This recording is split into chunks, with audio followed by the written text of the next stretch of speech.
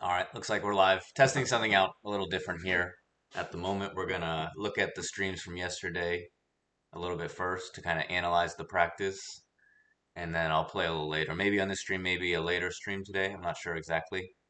Uh, Partly because, if you just practice, practice, practice, but never think about what you're doing, then you're not really giving thought into what needs to be worked on, focused on, or changed. So you got to review it, right? And also what you think is going on in your head when you play and how it looks and stuff is different than what it is in real life, or in reality, I should say, virtual reality. So we'll see. I'm not sure if people are going to be into this idea or not, but I'll start playing the video just so we have it. And I gotta kind of experiment a little bit with the audio and stuff. So we'll see how it works. This game's great because you can really focus on the stuff you want to work on. For me, I'm trying to work on rotating a little more, but not. All right, so I can adjust the volume on the game here because my this hip really opens, and I got to get more into this hip, right? So right now I'm kind of here and falling over. I need to be more in this hip for a little while, and then translate. But then, boom, boom, boom. Anyway, normal warm up. So it's Saturday morning here on Earth in the virtual reality universe. So I'm just typing in the chat. So we'll see how this works. I'm kind of curious to see what it sounds like, what it looks like. So here we're just doing the basic forehand warm-up. All right. Like I said, when you just get warmed up, don't use your wrist so much. Kind of focus on the different parts. Too thick here in the fingers, so then I end up holding with my hands and my knuckles. Let's see. Maybe I'll do this, right? I'll kind of turn down the volume when I talk. So here, I'm talking about kind of my arm path and kind of where I'm letting my elbow go to, kind of how far, how high to finish my stroke. So you see here, I'm kind of just doing the forehand stroke path. I'm not really coming to the middle so much after each shot, but it's good to practice some both ways, I think. Right, some where you just kind of play forehands, but other times you got to make sure you come across and reset. So yeah, just keep warming up. If you're watching, let me know if you think this is a really stupid idea to analyze my virtual reality play, or if you're okay, you're on board. Like I said, I'm kind of sore from playing a lot yesterday, so I'm going to play some today, but I don't want to overdo it, right? So we'll see. I'm not sure what the people are going to think about the stream. Not sure what YouTube's going to think about the stream, if they're going to show people or if they're going to kick me off the platform. Anyway, so here it is. We're just kind of analyzing the practice from yesterday. These streams are on my YouTube. Let me know what you think, right? So same idea, forehand warm up, keeps going. I'm gonna click through the practice so we can look at stuff, but I just wanted to test out this idea that we can go back and look at the practice with the ball machine and analyze my form. I think there's an app that I can actually draw stuff on the stream, but I don't have it yet. All right, so I'm gonna try to keep myself focused, at least. I'm not gonna, like, I won't leave the stream going where there's nothing happening on the video, so we'll get past some of the breaks and things like that. Here, let's see what I'm talking about.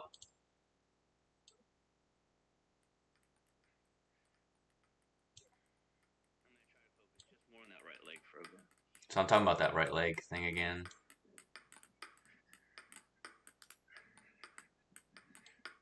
All right, so look, I'm trying to drive on my right knee a little more instead of extending my leg, kind of keep that right knee in and drive it more in and down. Right? So I was talking about how a lot of times kind of standing up, falling over. It's not what I want to do, but what I want to do is get this knee and drive it in more, right? So you got to be more flexible here, more bent here. I'm not sure where this camera shows me exactly. All right, say more here, but once this leg gets real bent, it gets real stiff and hard. So you got to practice getting the mobility and the strength, because the stronger all this is, then you're not going to feel so stiff here once you're there. So then here, and rotate more like this, as opposed to straightening out, like I said. And you'll see a lot of these same themes throughout on the videos, right? That's why we're analyzing it, because I'm going to focus on a lot of these things over and over. Like I've said, I like that there's no table in the way, so you can see your full body when you're practicing and analyzing the shot. So let's look at the other parts here. So that's kind of not using my body as much anymore. Let's see what I was saying. Now I'm going back to a stronger shot. Gotta be careful for that table back there. Good thing is I can move the table forward and backwards, but if I forget that I moved it forward and I play a short ball or something, I'll run right into that desk. So yeah, I moved that table back a bit behind me. Have a little more space now. If you're watching, let me know what you think, right? Let me know if you think this is just really ridiculous that we're sitting here watching me play VR yesterday videos instead of watching me play now. But like I said, I think you have to have informed practice. And so if I practice a lot and then we analyze it and go back to practice, I think that's a good feedback loop. And that's that. So right now I'm doing the forehand topspin. Like I said, still got to work. This is the morning session yesterday. I played twice yesterday. So we'll first look at the morning session, then we'll look at the afternoon, and then either I'll rest for a bit and come back, or I'll practice some. No promises either way. Like I said, something about VR makes my tricep real sore. I think swinging back the controller, but then being scared about hitting the table, and then also when you finish your stroke, having to hold it in the arm a little bit. Something about it. All right, so I can see that today's stream's not as popular as my playing stream because I'm sitting here talking. I'm not sure if the audio is working correctly either. Right. But you let me know what you think. Feel free to tell me like this is the dumbest stream I've ever seen. Right? So here's the backhand. Got the backhand practice going here. Like I said, today we're doing a little something different in the morning. But in this game, it's not really. Bear with me. You only need to do a little bit, let's say. Because you need to be spinning, you need to be countering, you need to be attacking in this game. Right, so I'm working on my backhand. Trying to incorporate the non-playing arm, trying to play over the top, try to extend forward. Right, so sometimes I'm coming more on the outside of the ball, trying to put it on the table like that, and more times on the top of it forward. This would be the extreme side, right? On the other side of it. So it spins that way. So definitely tell me like if you think, I don't know, the audio is annoying when I play the extra video, or my own voice here is annoying, or if I'm doing something wrong. Because this is a test stream. You guys are kind of like the first people to see these types of streams from me, and I'm working on it. So bear with me, please, and I appreciate your feedback. It's important to spin and use your wrist. I work on that with Coach Vlad Pimentel here in VR a lot, and I'm using it to improve my shots. But in this game, because you need to get a lot of spin so the person can't just counter spin you real good. Otherwise, if your shots... Let me know if you want to hear me talk now in the present more and I turn off the volume so you don't hear what I said yesterday as much if it doesn't matter, or if you want to hear what I said yesterday, you can always go back and watch this video. This video is on my YouTube from yesterday. It's the live stream from the morning. Feel free to say hi if you're liking it. If you're not liking it, I'm sorry. I know it's kind of silly. I'm sitting here talking about my VR practice from yesterday, but here we are.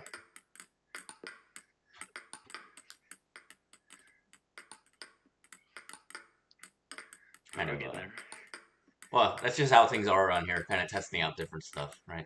Find one stream, something works, test it out, stops working, find a new way to do it. Alright, as always, like we say, once you do enough backhands from the backhand corner, you do some forehands. Right. So same here, this is a good spot too, because think about how many times maybe you're here, but you're leaning over, falling back, like this, like that, so same idea. So sometimes I'll do streams where I don't talk so much, so when I watch back later, I can talk more. How about that? That'll be a good deal. So see, here, same idea. I need to be using that right knee a little more, driving it in a little more. Yeah, there, look. Now it's working a little more. But still, my ankle's too flexed. My weight's on that heel and the inside, and it should be more on the toes and the inside front of the toes more. So you're getting a little better there, but the leg's still not really... I need to get a little more rotation in the knee and then the hip, right? And not stand so much up. Now I'm just trying to go back and forth. I'm standing a little too tall, but you got to get the height there correct. If you're watching, let me know what you think, right?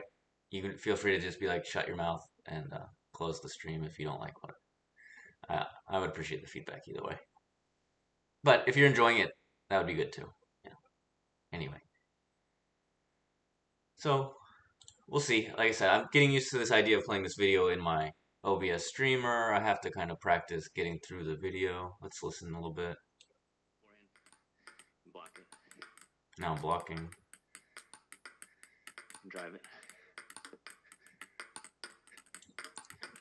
Then you so here I was saying how even if you have a simple robot with just one ball. It's just one ball. So if you have this thing is made to look like an iPong robot. So if you just have an iPong basic robot, one ball, you can do whatever you need to do sometimes. Right. So even with just job block. 1 sec.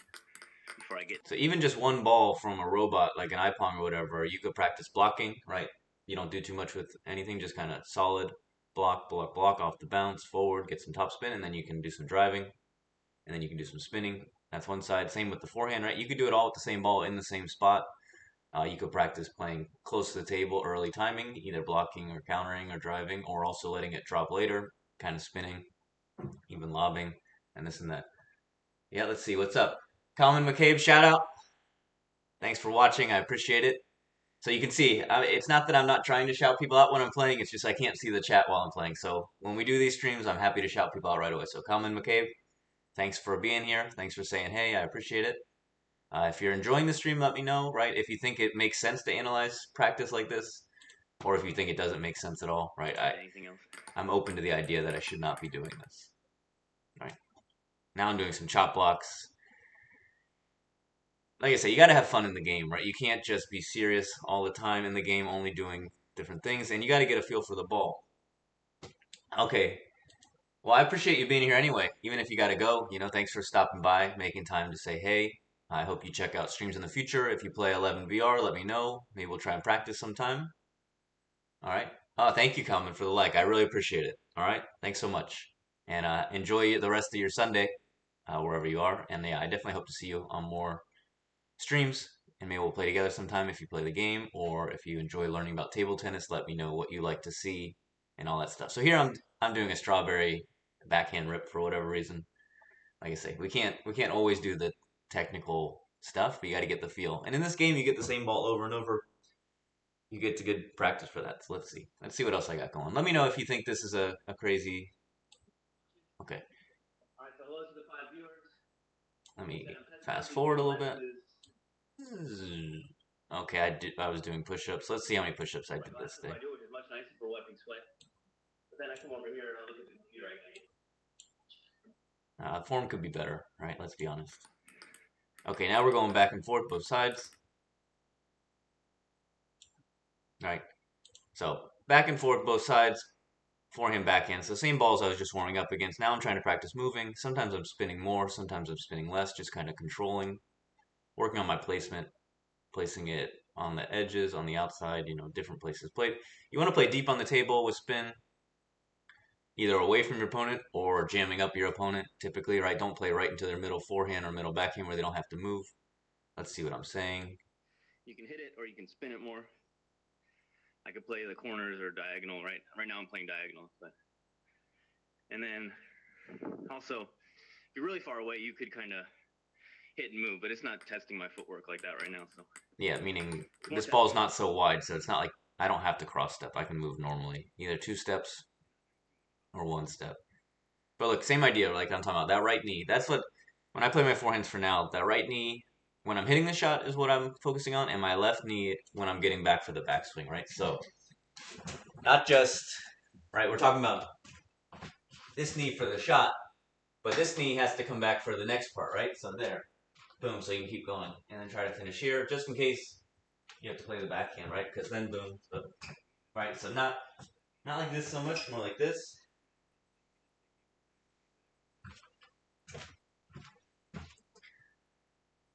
This is the plan for today, right? I'm going to at least analyze the play for the next little bit. Give my body a chance to rest. My arm's sore, but I'll play some, don't worry. But if I just keep doing the same thing over and over without us ever really discussing it, there's less value, let's say. All right, so now I'm playing to the forehand side. It's like they're blocking forehand. Like I say, it's very good exercise in VR. Of course, the robot's moving. I could probably set it to where it just stayed in one place. So like I'm saying, right now you can pretend like you're playing the one spot, right? As if you had a partner who was blocking. So you could play just to the forehand both sides or just to the backhand. You can play diagonal from both sides or you can play parallel both sides and then you can switch it up. You can play the middle. You can try to play real extreme outside of the table to make your opponent move outside of the table lines and play the other way on the next one a lot of times. So working on the movement, working on getting outside of the ball. Playing strong shots consistently, right? Because if it's not strong enough, then people are just going to attack you.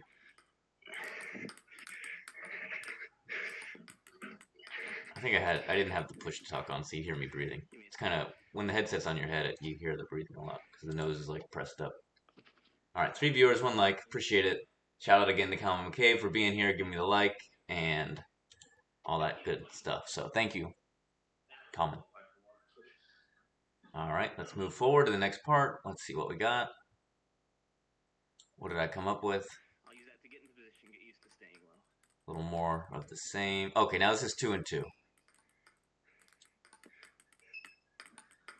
Sometimes I look over at the screen. Oh yeah, I don't know if you can. So look, instead of just 1 and 1 where you're moving and hitting, now you're hitting 2 shots in the same spot and then moving. So you're kind of hitting, you're having to repeat the shot twice in the same spot and then move and do it again. So it's both testing your ability to repeat the shot and to move between them. But it's not just move, move, move. And it's not just repeat, repeat, repeat, right? You got to practice a lot of transition stuff. I think today, like I said, since my arm's sore, I'll focus on a lot of footwork stuff and this knee bending because at the end of the weekend I can kind of do the footwork, wear myself out like that, but I can't hit the ball real hard today and hold the controller for a ton of time. I can feel it in my tricep, and I got to practice tomorrow. I'll do my training with Coach Vlad Pimentel in VR, working on my game, and then Tuesday I'll play in my club twice, most likely. Thursday. So, goal is to keep playing a lot of VR. Look, I'm talking about that thing. Like this. Same here. That was a good one. That was fast. It wasn't so spinny, but it was fast.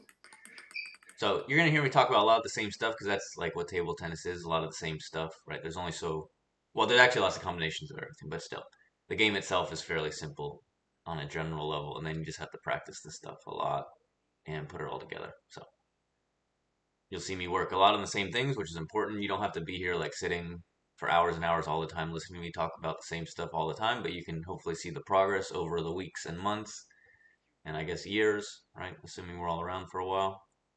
And I think this game is really good training.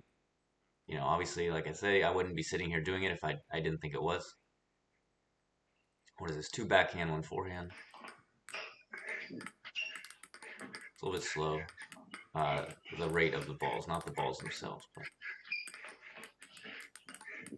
See, that one I was too far away from on the forehand. Got to get there. But yeah, these are my streams from yesterday. We're kind of analyzing my play. You can kind of see if you like the idea. Give me some feedback if you want. Practice kind of being light on your feet. See how this camera on this computer, the light changes no matter where I sit. It's so annoying. Right? Sometimes it's like I'm sitting in the dark. Other times it's like there's a bright light in front of my face. I don't know how to fix that. But nowadays I'm using my phone camera for the real life view here in the middle, and that's working well. And then, yeah, the spectator view on 11VR has been working well. So let me know if you're enjoying this stream or if you're not enjoying this stream. If you have questions about 11VR or table tennis. I know we don't have a ton of viewers today because I'm kind of, I guess it is different, right? It's probably weird. So Why is this guy sitting here talking about? Alright, this one says Topspin reflex drill. Let's see that.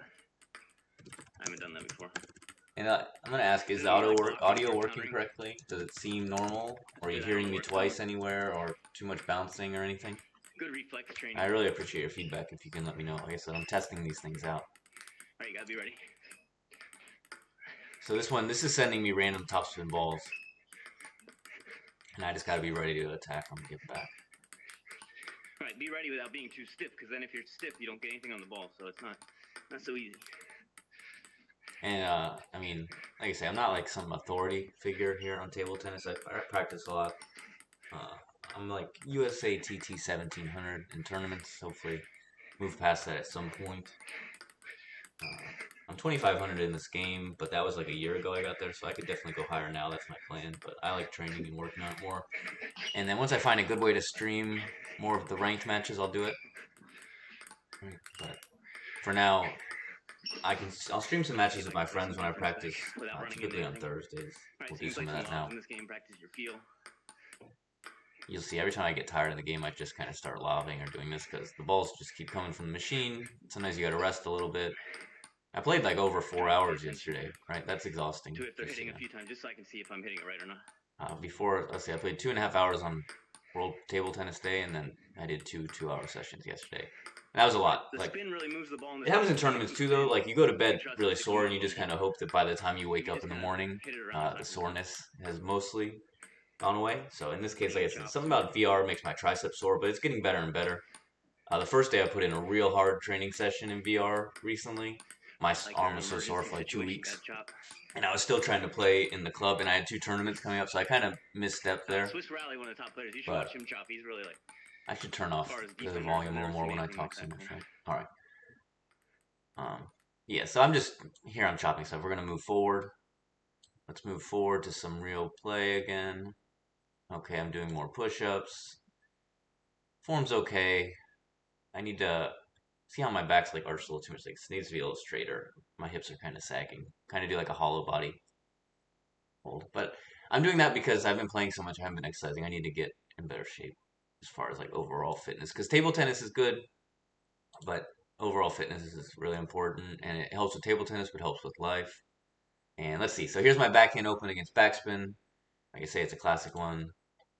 Let's go. Each day I start a little better than I was before. It always takes me a little while to get like the real spin in the game compared to real life. But...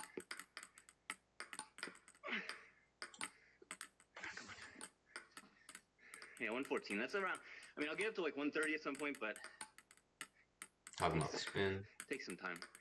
Yeah, I don't know. I still got to get the form down in here and stop looking at the screen. Maybe just keep going.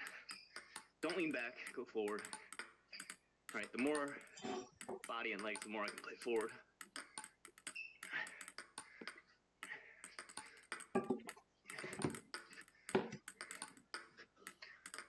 So, trying to add some spin with the wrist. That's pretty good. All right. Let's see. Okay, so you can see I got tired of doing the backhand opens, so now I went to the forehand. But look at like my heel and knee, right? It's straightening out too much. The weight's on the heel too much, not the toes. But like I talked about, that's a lot of flexibility, mobility I got to work on. Okay, doing a little better, but still straightening out too much. That's better.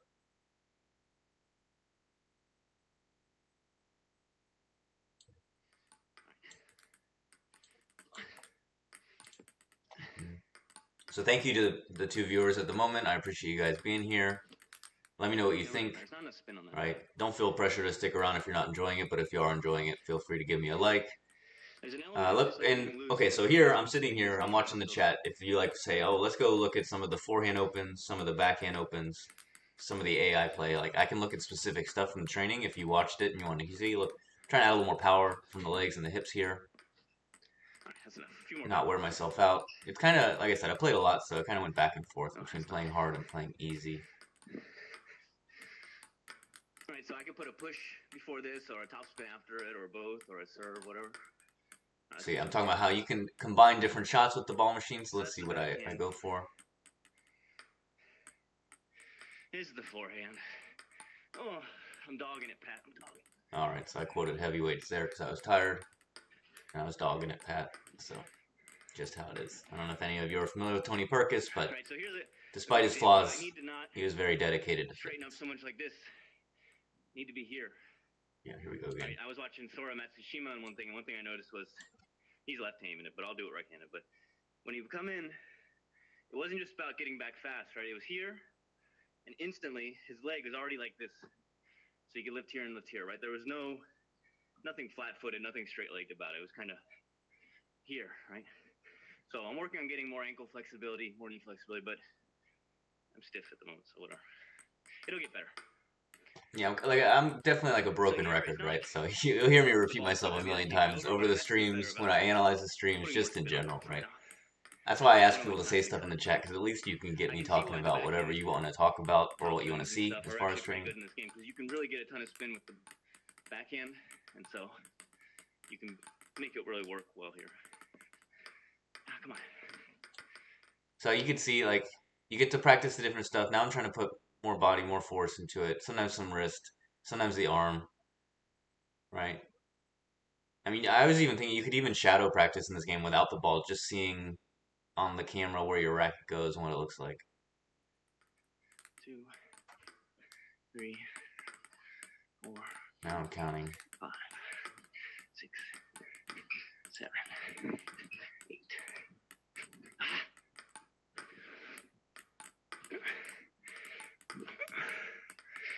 I'll try try to get him a little more forward because I've been looping too. That was a good one. But Yeah, so I'm trying to say, instead of lifting so much, just pure spin up, I'm trying to play him a little more forward. In the game, you really do have to spin. You got to get good friction, like contact, and really crank up the spin against underspin. In real life, you can open the angle and hit the ball forward a little more with speed and kind of override it a little bit, depending on your technique and power and the equipment you use too, right? If you use a real aggressive setup, you don't have to respect the underspin on certain balls as much as if you use like a slower setup. But maybe you struggle to spin then with the faster one versus the slower spinnier setup. Just depends. But yeah, we're here analyzing my play from yesterday. I'm gonna play at some point today, I promise. But anyone who knows me knows I'm gonna find ways to keep streaming while sitting down, as opposed to always having to play. Right? If I always have to be playing to stream, that would take a lot of energy. But I'm gonna put a lot of energy. Don't worry. Don't worry.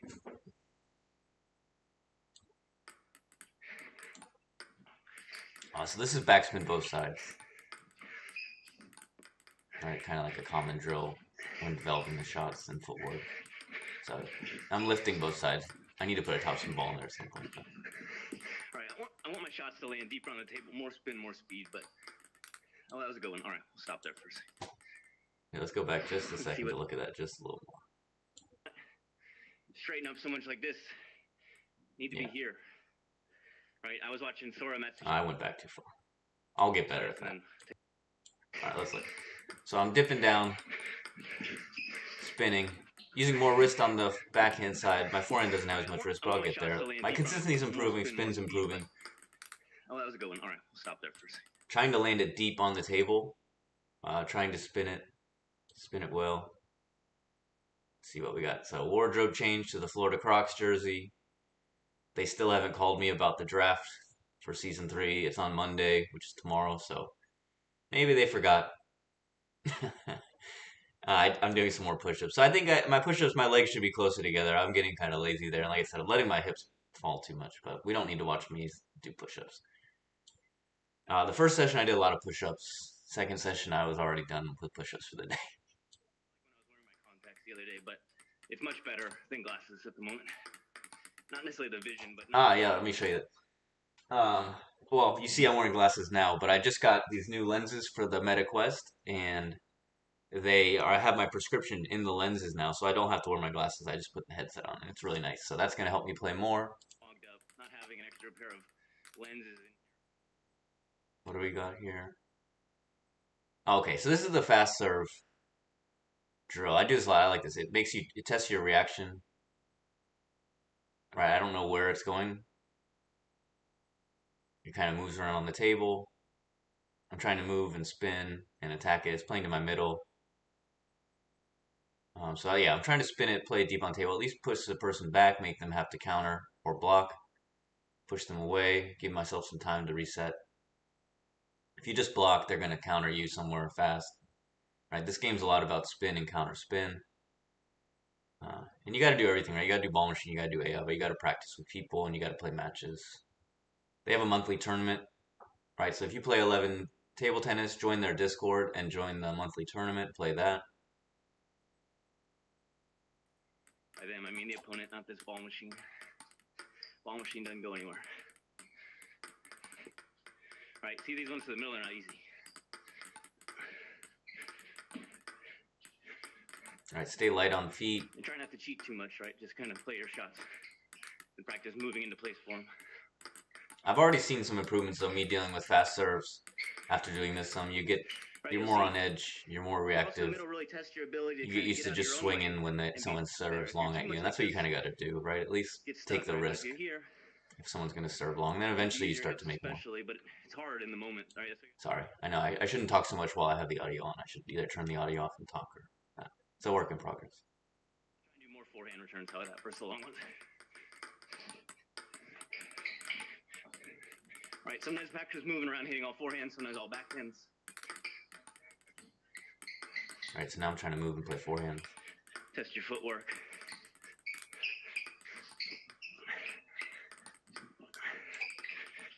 Your ability to recover and your balance. So we're about 1/3 of the way through this training session. Do it all forehand, not necessarily all backhand. That'd be kind of off, but I'll do it.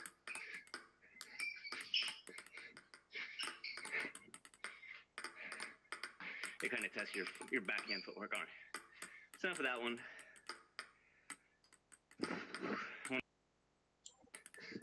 Right, it's more normal for this one to do it all forehand, not necessarily all backhand. That'd be kind of off, but I'll do it forever, right? That's this ball machine. It's a good friend of mine. So now instead of coming right at me, it curves out here. You got to play it a little differently. Right. Side play spin more in the loops. middle, and it'll end up over there. If you play too much down the line, it's kind of weak and risky. But you can. So if you're watching, thank you. Let me know if you have questions about stuff in particular. I know sometimes I'm talking more, sometimes less. And then sometimes out wide here. Give me a sec. All right. I got to remember to either turn down the volume or pause the video when I'm going to talk a lot over it. But here I'm doing my forehand topspin, but against a side spin loop. So instead of the ball coming straight at me with topspin, now it's got the side spin and curves away from me on this one, I think. You can have it curve at you and curve away from you on both sides. So I think it's really good practice because in the game, the spin makes the ball curve a lot. And so you get practice like over almost an exaggerated spin curve. And then when you play in real life, it doesn't curve quite as much unless someone plays with tons of side spin. But then they're not going to have as much topspin. Excuse me. All right. Right, but this ball moves that way, so it's kind of safer to play the middle. Spin the middle. All right, stay close to the ball. Stay compact. If you're watching this, let me know what you think. Am I a total lunatic for sitting here and analyzing my VR play and commenting, or am I this ball, I gotta be over the possibly onto something? A little more to the middle. Or somewhere in between, right? Right. And I'm a lunatic who might be onto something. We could agree there, I guess. I see it. VR is definitely the place if you like see specific areas you need to work on and you like it's not working to improve them. You need it. Yeah, so I'm talking about how VR can be used to work on specific parts of your game, and I truly believe this, right? Like I said, I wouldn't be sitting here playing in VR over and over if I didn't think it was worth it. It's really nice outside. I could be on my bike or something, or swimming in the pool. But I'm here, not even playing VR. Now we're talking about me playing VR. We're getting kind of into the streamception realm. People who watch my streams definitely know that's my thing. Tomorrow you'll see me. I'll be commenting on this commentary. And then a few weeks from now, there'll be about 60 little screens with my face just reacting to each other. Anyway, so yeah, you get to focus on the stuff you want to focus on. I don't know what I'm doing here. I'm stepping out and trying to side spin it more, I think, there. Trying to play more aggressively. But, so look. Well, I was talking about the spin. But, see how every time I step, it's kind of like flat-footed first, then my leg bends. I was talking about with that pro Sora Matsushima. It was like they're already in position. They're already on their toes. They're already bent. They're ready to play their next shot smoothly and pivot. So there's a lot of room for improvement. And like I said, I like that since there's no table in the way, you can see. It's so easy to see your body movements, right? The knees, the feet, the ankles. Look, if we were recording this in the club, the table would be in the way of my body more or less, right? And you wouldn't be able to see it. But here, you can see it. So gives us a lot of good feedback. Look at my non-playing arm, shoulder. I'm trying to work on that, right? Trying to keep it, I don't know. I'm practicing different places. When I swing too big, it pulls me back, so I got to be careful of that. Tuck it in, but I also see that if I stand with the shoulder too much back, the weight's already back. So it's a game of, I don't know, finding the right things. All right, so let's watch. Thank you for the second like. I appreciate it. Whoever did that, very nice of you. Even if it was just to make me feel good and then you left right away. But if you really did like it, out of pure enjoyment, I appreciate it. I'm trying to provide some value here at least.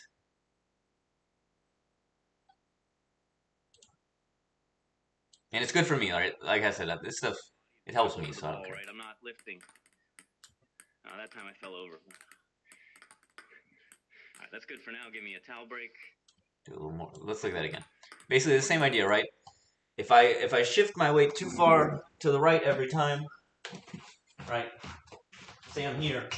You don't want to be leaning like this all the time, right? You're falling over, you can't recover, and there's no power to be generated here. So it's not here, right? You got to be tight in the core, got to be here. And instead of being so much here and here, I need to be more here. And I need to be more in this hip, right? Because I can see that I'm kind of out of this hip. And then from here, from the outside, boom, right? So you got to do different things. You could do like exercise with the cables or the bands. Get used to rotating all around. Let me know. Right? Are my explanations interesting, or am I just kind of full of it? Right. Anyway. We're here. Really aggressive, but doing our thing. Just spin it. Alright, but you see how I'm always leaning this way, so I gotta figure that out. Maybe put this leg a little more forward. Now look. So look at my left knee now, right? I'm tilting it in. That's what I'm practicing too. So, because like I said, right knee is for the shot, right? But this left knee is what gets me back in position to play again. Because without that, I'm just like this, like this, like this, and then there's nothing to work with and like that. But if it's here, here, right back on the toes, wait here, boom. And then my biggest thing, my hips are like this. I need to get more like this. So I'm gonna be here, right? Something like that. I don't know. Right, so if I put this knee a little more in when I start, maybe it'll keep me from going too far the other way. I'm using these headphones I got on like an airplane like years ago. I had to find some headphones. There's no headphone jacks in this world anymore. And my DJ headphones are too big. Right. Twisting in place. Wouldn't it be fun if I could do some DJing on the stream, but the music's all copyrighted. And if I just use the beat machine or the drum machine, it would get annoying. Alright, that's good for now. Give me a towel break. But let me know if you like techno music, tech house music. I'll work harder on the music side of things. I'm trying. Like I said, I talked to Data Transmission Podcast. They didn't shut me down, but we'd have to see. I'm not sure if I can manage to put that music on sometimes. Say hi if you feel like it. Maybe I'll ask Dirty Bird Radio. I think they own all their music, so maybe they'd let me. Anyway. I didn't turn the air down soon enough, so it's still pretty hot in here. It's also quite a hot day out here in Florida. Just me talking. Like the Magnus effect's real strong. If you like hearing someone ramble on about table tennis, this is the place. Right, so right now I'm getting the ball on, but I'm not controlling the spin enough, so I got to come around it more. Okay. Now let's Same idea. This is another side spin loop, but to my backhand now. So before, when it curved away from my forehand, I guess like that. Yeah. Okay, that looks more like it. When it curved away from my forehand, now it's curving at my backhand. I don't know. It's like the right side spin, right? So I have to aim to the right. I have to go like this. It's not a crazy spinning ball fast, but I'm redirecting theirs. I'm making them change sides, right? So they play that forehand. Now it's to their backhand over here. Right? So yeah, we're here. We're analyzing my play. Let me know what you think. Put a little on it. All right. All right, if you're going to spin it. Like I said, I really think these side spin loops are important to practice with because in real life, how is someone going to give you a consistent side spin loop over and over again, both ways on both sides, right? You can make a left-hand side spin loop as if it was a pendulum serve or a lefty forehand, or you can make a right-hand side spin loop, like a tomahawk from a right-hander, pendulum from a left-hander, or just rally shots, right? And you can do it over and over to both sides, and it's kind of crazy, right? Let's see what I got going on now. Or a left-handed tomahawk. So now this is the one. Or inside-out tomahawk. Yeah. So this ball, if I aim this way, if I can hit it, the ball shoots kind of that way, right? So you kind of want to. You can aim this way to deal with the side spin, but it's kind of hard to make a strong shot, especially because the ball's here. So kind of spin it to the middle, right? Kind of continue the loop, continue the curve, let's say. It ends up over there anyway. Did you hear my stomach growl? I don't want to be like this, right? You can see I'm always like this. Look at this leg.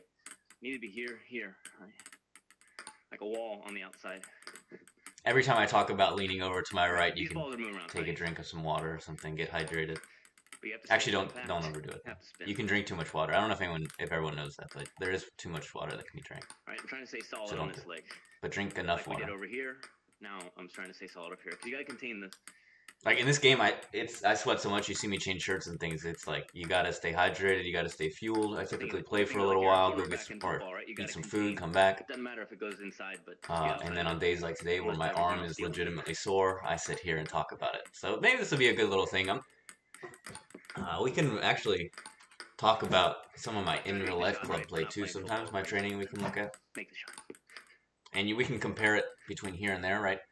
Especially when I'm playing with the pips players and choppers, you see how the ball changes a lot. It's kind of like when I play with the AI in here. There's nothing for me to work with, and I have to get here. So I really, you see the 11 viewers. You know what? But this curve so much is out here, right? So 11 viewers. That's 11 push-ups.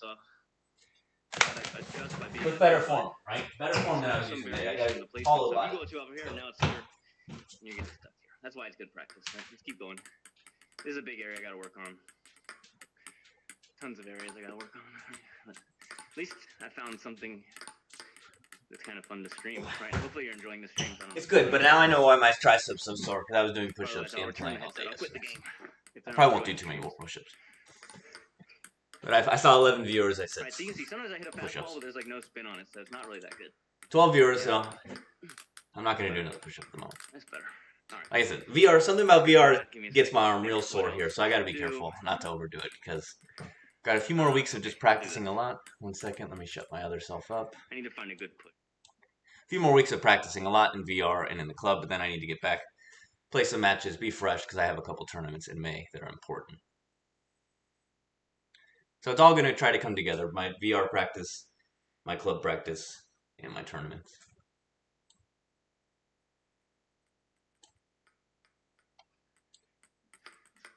What am I doing? Yeah, all right. So it's just, you push the serve, they push back to you, you loop it. So you got to move in, you got to spin, right? It's tough because you got to get your balance back once you're here, right? So you can practice kind of coming in and then jumping. Pushing forehand and backhand, right? So pushing and looping. But look at my right leg, it's so straight sometimes. When it's not straight, then my weight forward is much better. Back too far. I need to be here. I need to be forward.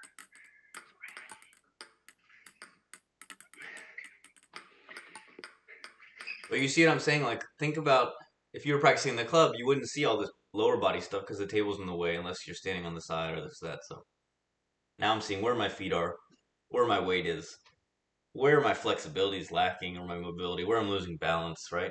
You can analyze so much. And the game physics are so real that it reacts to the different ways. So if you spin a little more, you get a little more spin. You hit a little more this or that. If you're off, you're off. Every long push, then you got to keep it short maybe. If you play someone who's good at the table and you keep popping it up, then just play long and deal with it. And if there's no other choice but you can flip, then just flip, right? Even if you miss a lot. If the other stuff's not working. But if someone can't even deal with your long push, right? If you can just push reliably to their backhand, they miss it every time, then just why flip a short backspin serve? Right? You can see my shots are getting better, right? There's no question. The shot quality, consistency is improving. During the streams, I try to do a good mix of explaining stuff, but also being quiet and playing every once in a while. It depends. I always ask people, like, if you want me to explain more, I'll explain more. If you want me to be quiet, I'll be quiet.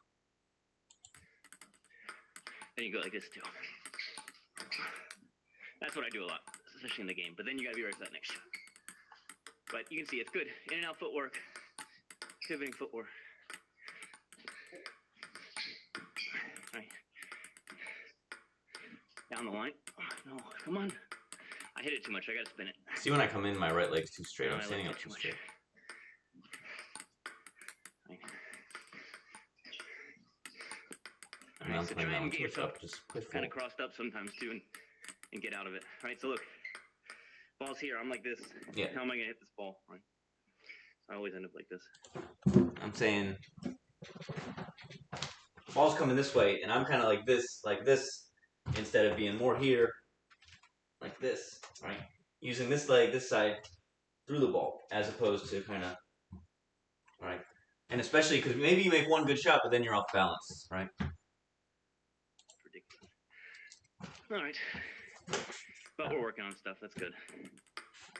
Let's change it now. Forehand backspin. It's the same idea, but now. Now I'm doing the forehand side. Forehand loop in. If you watch Calderano, he did a lot of that. Kind of kept it short, got the long push, and then just blasted it. In this game, it's kind of hard to play a real solid kill shot off a low backspin ball, but you can get a lot of spin, so it can work. The other person's not like on your level, but if you're on your level, you kind of got to follow up with a good topspin after, right? So you kind of spin, and then that next one's where you can really crank up the spin and speed together. Oh, that was good. All right, so same idea, right? Can't be lazy. I'll push long, hit the net, and off. So you can practice with your different timing, right? You can let the long backspin ball drop more and spin up, spin and really, really loop that one strong, or you can kind of open your angle, play more off the bounce, more forward, and kind of half flick, half drive, half spin. That's 1.5 parts, I'm not sure. Anyway, push, loop. This is a good practice, right? This is what we do in the club all the time. You can't really do enough of it. because you have to get used to playing under the ball, playing over the ball. You could also flip and attack or push and block, right? But in this game, blocking is not really what you're trying to do. You're trying to spin and counter, force the opponent to move and react, play deep on the table with good spin, really. Displace your opponent and then finish it somewhere. Don't get caught blocking, and definitely if you come in, you got to get some space back because blocking and punching doesn't have that same value here as it does in real life. Kind of ball's a little slow. It's easy for them to get to and spin back. You can't crank up the speed like you can in real life, or the kind of keeping super short or this and that. I mean, you can. I think, and I'm going to work on it. Not the actual shot, but the delay before it. So you can change this. Changing the parameters so they come a little quicker in between the shots. A little less break. Right. You can flip it with the forehand too. Try to at least. So some backhand flips and forehand flips with the follow-up shot. This one's tough, I remember, because I think I have that second shot on random. No, let me see. No, it's not random, but it's fast. I turned that delay down, right? So now it's like coming right at me. Yeah, it is random. I can see it. I flick, and then I'm here, and I'm stuck like this. I need to be like here still, but that's not gonna work.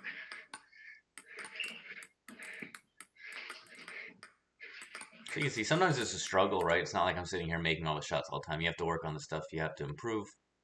But if you're missing too much, then you got to make an adjustment. You got to figure it out. That's a good example too. Say you make a long push, and they just rip it on you, right? So get used to it. Either flip it and be ready, or push it and be ready, right? Boom. So now I'm kind of resorting to blocking that next follow-up shot because it's so fast and I don't know where it's going. To get trained a little bit. It's good practice for your reaction. Trying to spin it a little more, though. That was too high. At least I'm getting it. Let's go forward a little bit. Well, it's all right. Wardrobe change. Look. Streamception. I don't want to sweat anymore. That was me one day ago, doing push-ups, playing VR. Look how far we've come. Now I'm sitting on the computer watching myself do it. All right, and then I can do it. You know, practice just rotating. Okay, let's look at this a little demonstration. Maybe distance between you and the net. So if you have a choice when you're playing field, most of the time try to play the ball deeper on the table. You know, obviously not super 15 high, viewers, all right. but keep it low, deep on the table. Play the angle some. I was gonna go run and get some more coffee, but so, 15 viewers. I'm not gonna leave you hanging. For your tournament, you want to warm up with someone. All right, so let's say, I mean, technically before a tournament you got 2 minutes, but we'll say you got 5 minutes, right, or 10. So just kind of start with flat hit, right? So you're practicing with your practice partner on the table. You're trying to keep the ball on the table so your eyes and brain can wake up, right? No one likes to go chase the balls all around right in the morning before the tournament because you don't have that much time to warm up anyway. So keep that in mind, all right? And then I can do it, you know, practice just rotating your legs. So this might not be your warm-up or it might be your warm-up, but when you're practicing, you can do it. Get a little water. So look, just simply my leg rotation. Nothing else changes.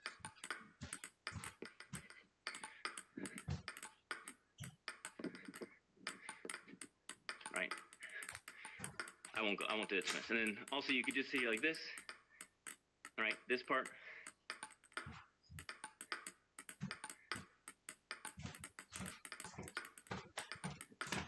And just a little bit all together, right?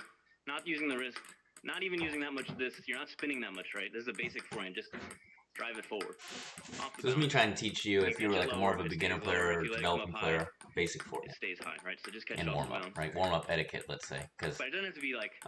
Let's say you're at a tournament, you don't know anyone, you're looking for someone to warm up, right? So you start warming up with them. If you just sit there and like miss the ball all the time, hit it off. Like if you can't control the shot, it's one thing, but if you're purposely attacking too much and missing, that's kind of a pain for your warm up partner until you guys get in the groove. So of course, at some point you have to start letting it go, do some serves, do some attacks, but you really should spend a few minutes getting your feel for the ball each day. Too far past the end line, but it doesn't have to be right off the bounce, right?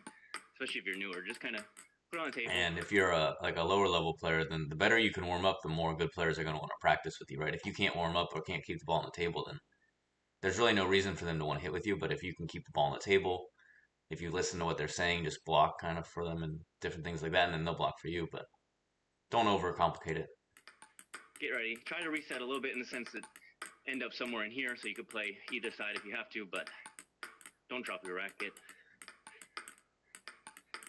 Play in front of you. Finish here, right? 22 viewers. Oh my gosh. And If I was one day younger, I would do 22 push-ups, but this arm is toast, right? And then you could. I'll be lucky to play a little bit later. I might. It's gonna be easier. If this works out, I might just chill out. Just playing the game, go for it. But if you're playing in real life, then you kind of have to develop it. Definitely let me know what you think about the stream. And maybe play some down the line, right? So your posture. Right, you could say, okay, this is interesting. You need to improve what you're doing in terms of playing and the analysis and the production, but it's okay. Or you could say, this is a really stupid idea. In those words or other words, I don't mind. Oh, look. And then as you get better, you kind of can play both sides from here. Not show where you're playing quite as much. You see, I'm starting to be able to use my knees and ankles and toes more. It just takes a long time to develop the coordination in this game to do it all while hitting that little ball properly. So you gotta sometimes do it, sometimes not. Just for good measure, get the feel for the ball. Oh yeah, the mall long ball, you can go like this. Chop one, loop one. Get the feel. Yes, I don't know if you've ever seen the video of Ma Long. He'd loop one ball, chop one ball, just to keep the feel and kind of do that, but it's a pretty good little drill. He's not quite as good as me. Thing, right? So I shouldn't be chopping and doing that. All right, backhand, basic backhand. Basic backhand. Same idea. Start out. Well, I never really looped that much over there, but you guys, I'm doing a basic thing, so I guess the looping doesn't really factor in. Same idea. Hitting it flat forward. All right, I could just kind of block it. What do you think? Scale 1 to 10. Do I ever shut up? Low level. Also, if you're a beginner, then it might be flat all over the place. So you kind of got to deal with that. But try to move, be light on your feet, be forward. Right. Watch different players at different levels, right? So you can't just watch the pros, but you also can't just watch like your peers, let's say. Yeah. So my point there is that you got to kind of take cues from lots of different players, right? You can't just sit here and watch Fan Jindong all day and Ma Long and say like, oh, I need to play exactly like them because they've been training for so long and so many hours at such a high level. It's different. But you also can't just like give up on the idea of playing well or hitting good shots. So kind of look at all the different levels above you, a few below you, kind of the level right around you, different players, kind of learn what you like and how you want the ball to move. Right? Sometimes it's about being effective, but other times it's about hitting the ball the way you want to hit it. All right. Try not to. You don't want side spin too much on, so that's a little bit of side spin, but not too much. Oh yeah, so that little screen over there, I don't know if you've noticed, but that arrow points in the direction of the spin you're putting on the ball, and it has speed on top, spin on the bottom. I'm going to get a plugin someone was telling me about. Let's see what I'm talking about here. Nah, never mind. Anyway, a plugin that will show us the speed and spin a little easier. It's hard to see it on the screen, I know. Always like, you can never play too many forehand or practice. Right, little by little I'm getting a better bend in the knees and the hips here on these. Right? That you don't want to miss it, and you want to be ready. So, and it also trains you to play it in the middle and different places. So of course you have to be ready to cover the table, here, but so do this. I'm trying to get the feel for the distance of the ball here in VR and the weight of it, so I can play effectively from this corner. Because now I have the space laterally at least to kind of pivot a lot. Get used to it. Keep the spin the same, and then as you play, then you can start messing with the spin more. Side spin. Fade it. Right.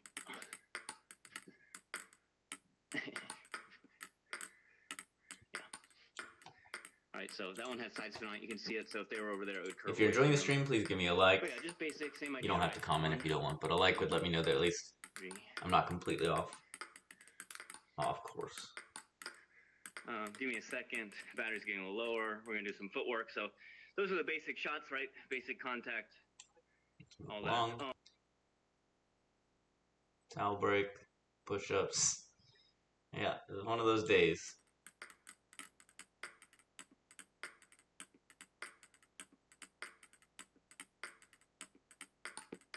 I'm doing some more backhand topspin apparently. So see, this is like, I'm trying to, okay. Think about Hugo Calderano. Watch when he plays his backhand and Alexis Lebrun. And you have to think how their body types and limb proportions matter. But think, if you watch Hugo, his arms almost come like sideways, right? Because he's so far up here. Right? So up here.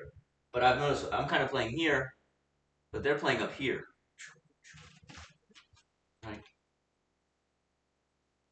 and then this way, yeah. Boom. Right, so it's kind of here. Boom. And that's what I'm working on a little bit more in VR. Playing over the top, playing a little closer to the chest, right, instead of so far away here, and over the top and forward. And it's working little by little. Got to coordinate all the pieces. I don't know what I'm looking at.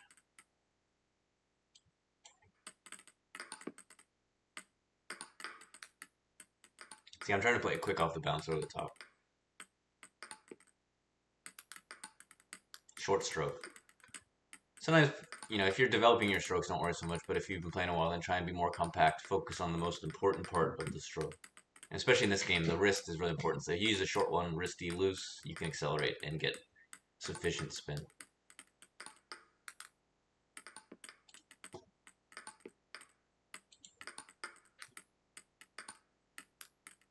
So we're here. We're analyzing some play. Let me know if you play 11 VR, table tennis. What am I looking at even? I don't know.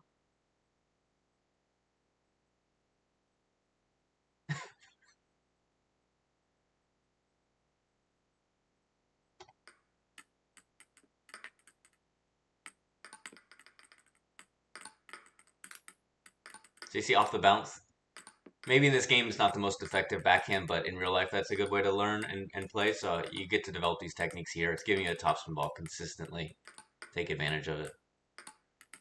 See how my arm's kind of a little bit too far away from my chest here, a little bit too low. So I got to get used to playing here a little more over top. That's why sometimes against spinny ball I'm lifting too much, hitting too high. So but I don't want my right shoulder over the top, right? This is my backhand playing arm. I don't want it like this. I want it like that.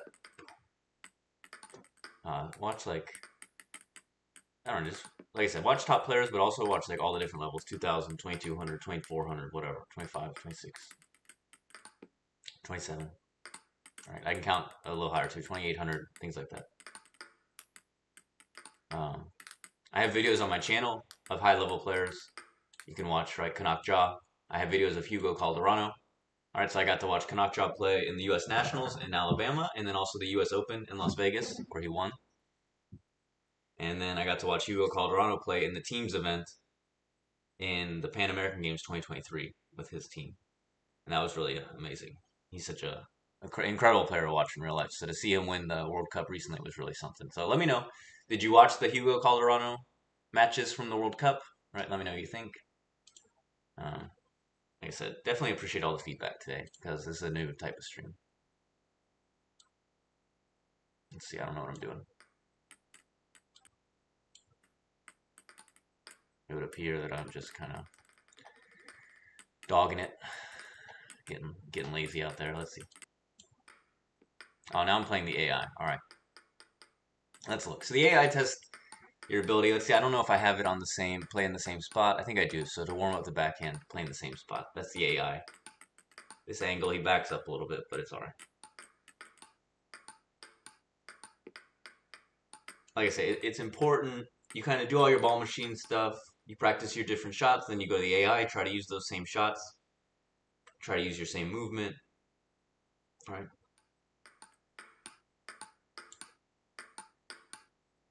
Work on your consistency and spin and placement and recovery, right? Where else are you going to find like an AI practice partner like this that just, you can make it as difficult or as easy as you want, kind of.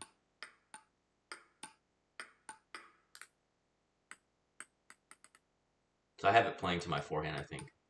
No, I changed it. Now it's playing different, to the middle. Yeah. Like the middle forehand. So this is how I usually would warm up for a match, although I use the ball machine more now these days too, but because there's like some variation on each ball, the AI kind of does whatever it wants. It'll chop it at you randomly. So you got to be on your toes, got to be watching. Okay, here. I'm demonstrating this, right? I can start it with a short touch on myself, and then I have to back up, and the AI plays it. So it's kind of like I was practicing with the robot before, or the ball machine. Now I'm doing it with the AI, and I'm forcing them to kind of play on a thing. And if you make the harder, at the high level, the AI, the harder it'll attack you there. Lower level will just kind of give you the ball back, but it's good because you're in short, and you got to back up and play your top spin against maybe a floaty ball, which is not so easy. Alright, I'm playing too much up there, too open, but coming together.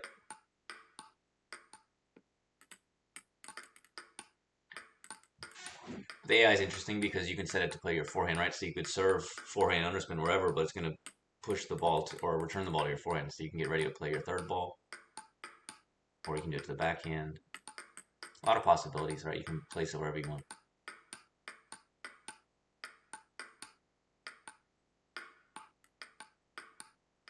And I have it on reduced mistakes, so it doesn't miss much at all, really. Only if I make a really, really good shot will it miss. Otherwise, it just gives me the ball back. I have to keep going, keep hitting. Every once in a while, if you're feeling like sad that you can't get the ball past the AI, you can turn off the reduced mistakes and then win some points and go back to it. But you can see I'm starting to hit the ball pretty well and pretty consistently. Like I got him there. Let's watch that one again.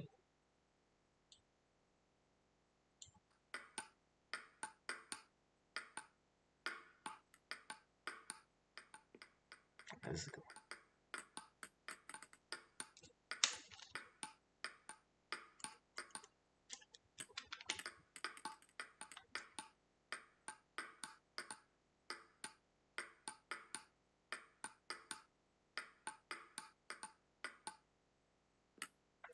I think I might have got a little lucky on that one, actually. Anyway.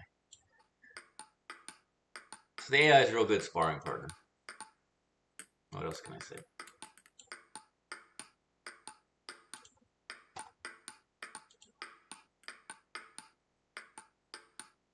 Alright, you focus on your movement. See, I hit that one too flat, too stretched out. Gotta stay balanced, gotta stay low. Don't push the ball so much. Spin it.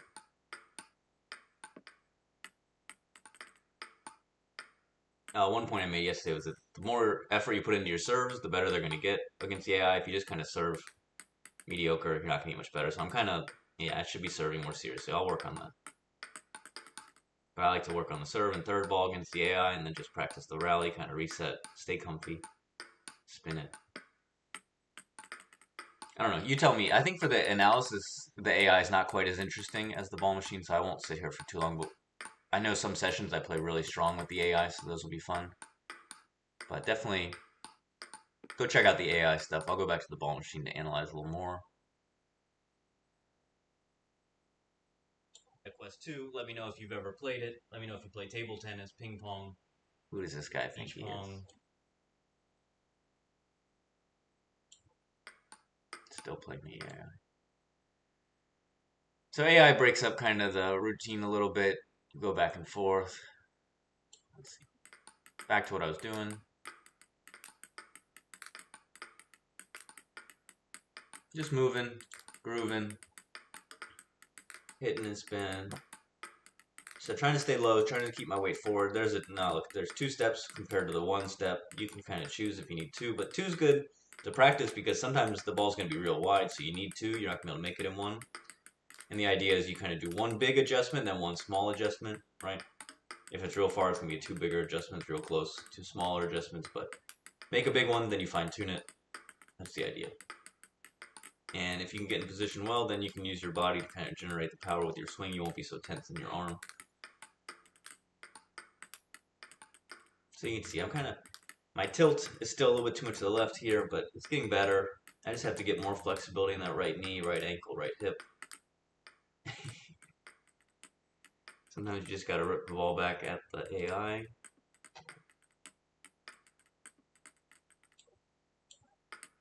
All right, here we go. Some forehands with some footwork. Now we're talking. That's what I enjoy. All right, my game style might not be the most effective, but I like running around and playing forehands, so here we go.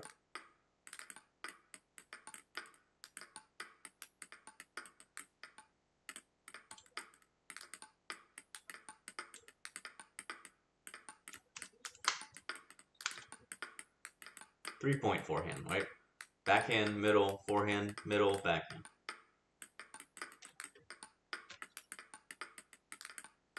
Good for footwork, good for feel, good for fitness.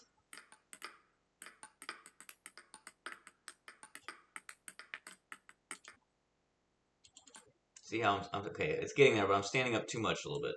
What about this one? You see how, okay, look.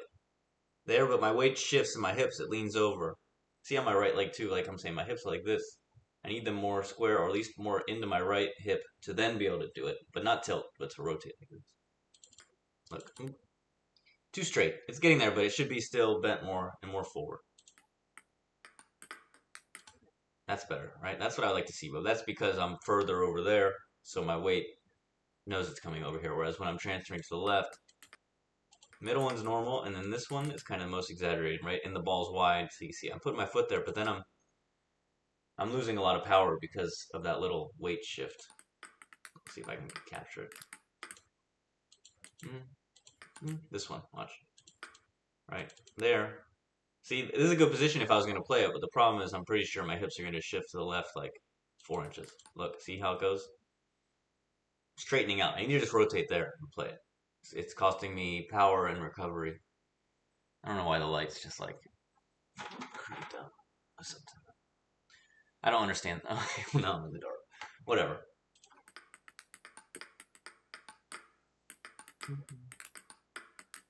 In theory, I was going to be quiet throughout all these forehands, but I just keep talking. 34 viewers. Oh, man. Let's go.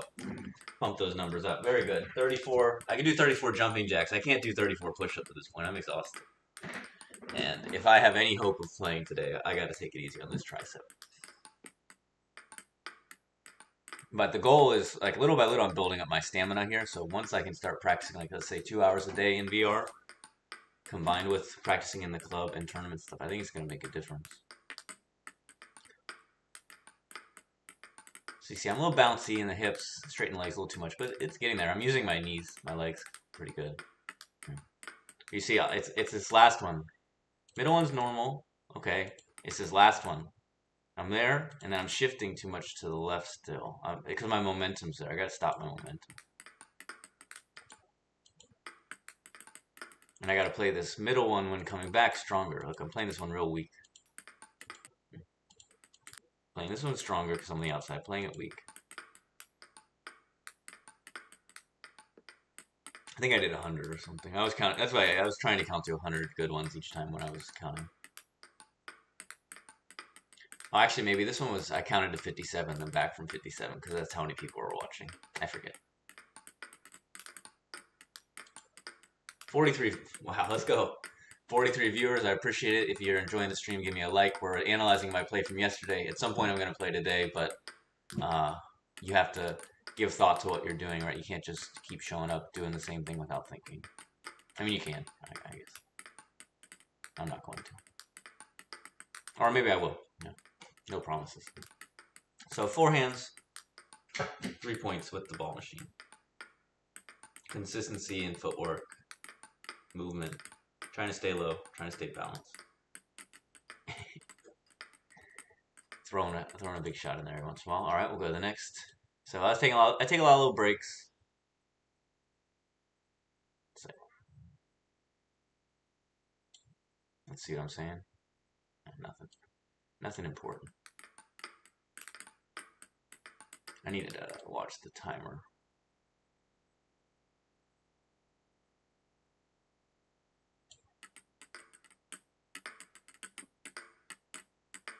What am I doing?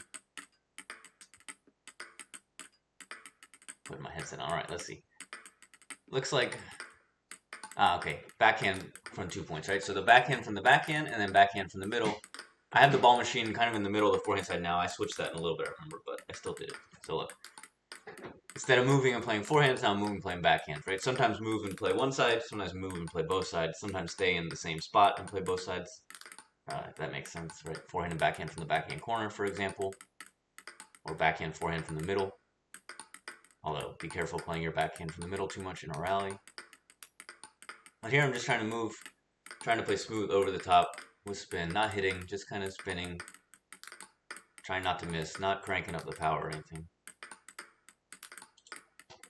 So 40 viewers, I appreciate it. That's really awesome.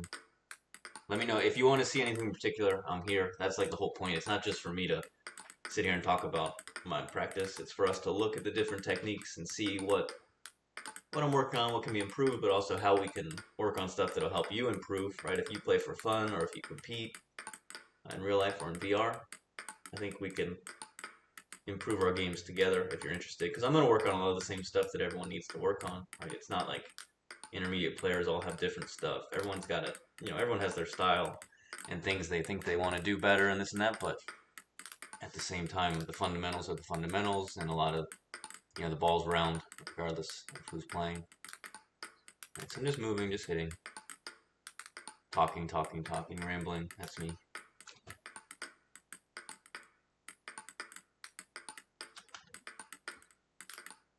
It should be a little lower, a little more forward. And that's what I'm saying, right? So think,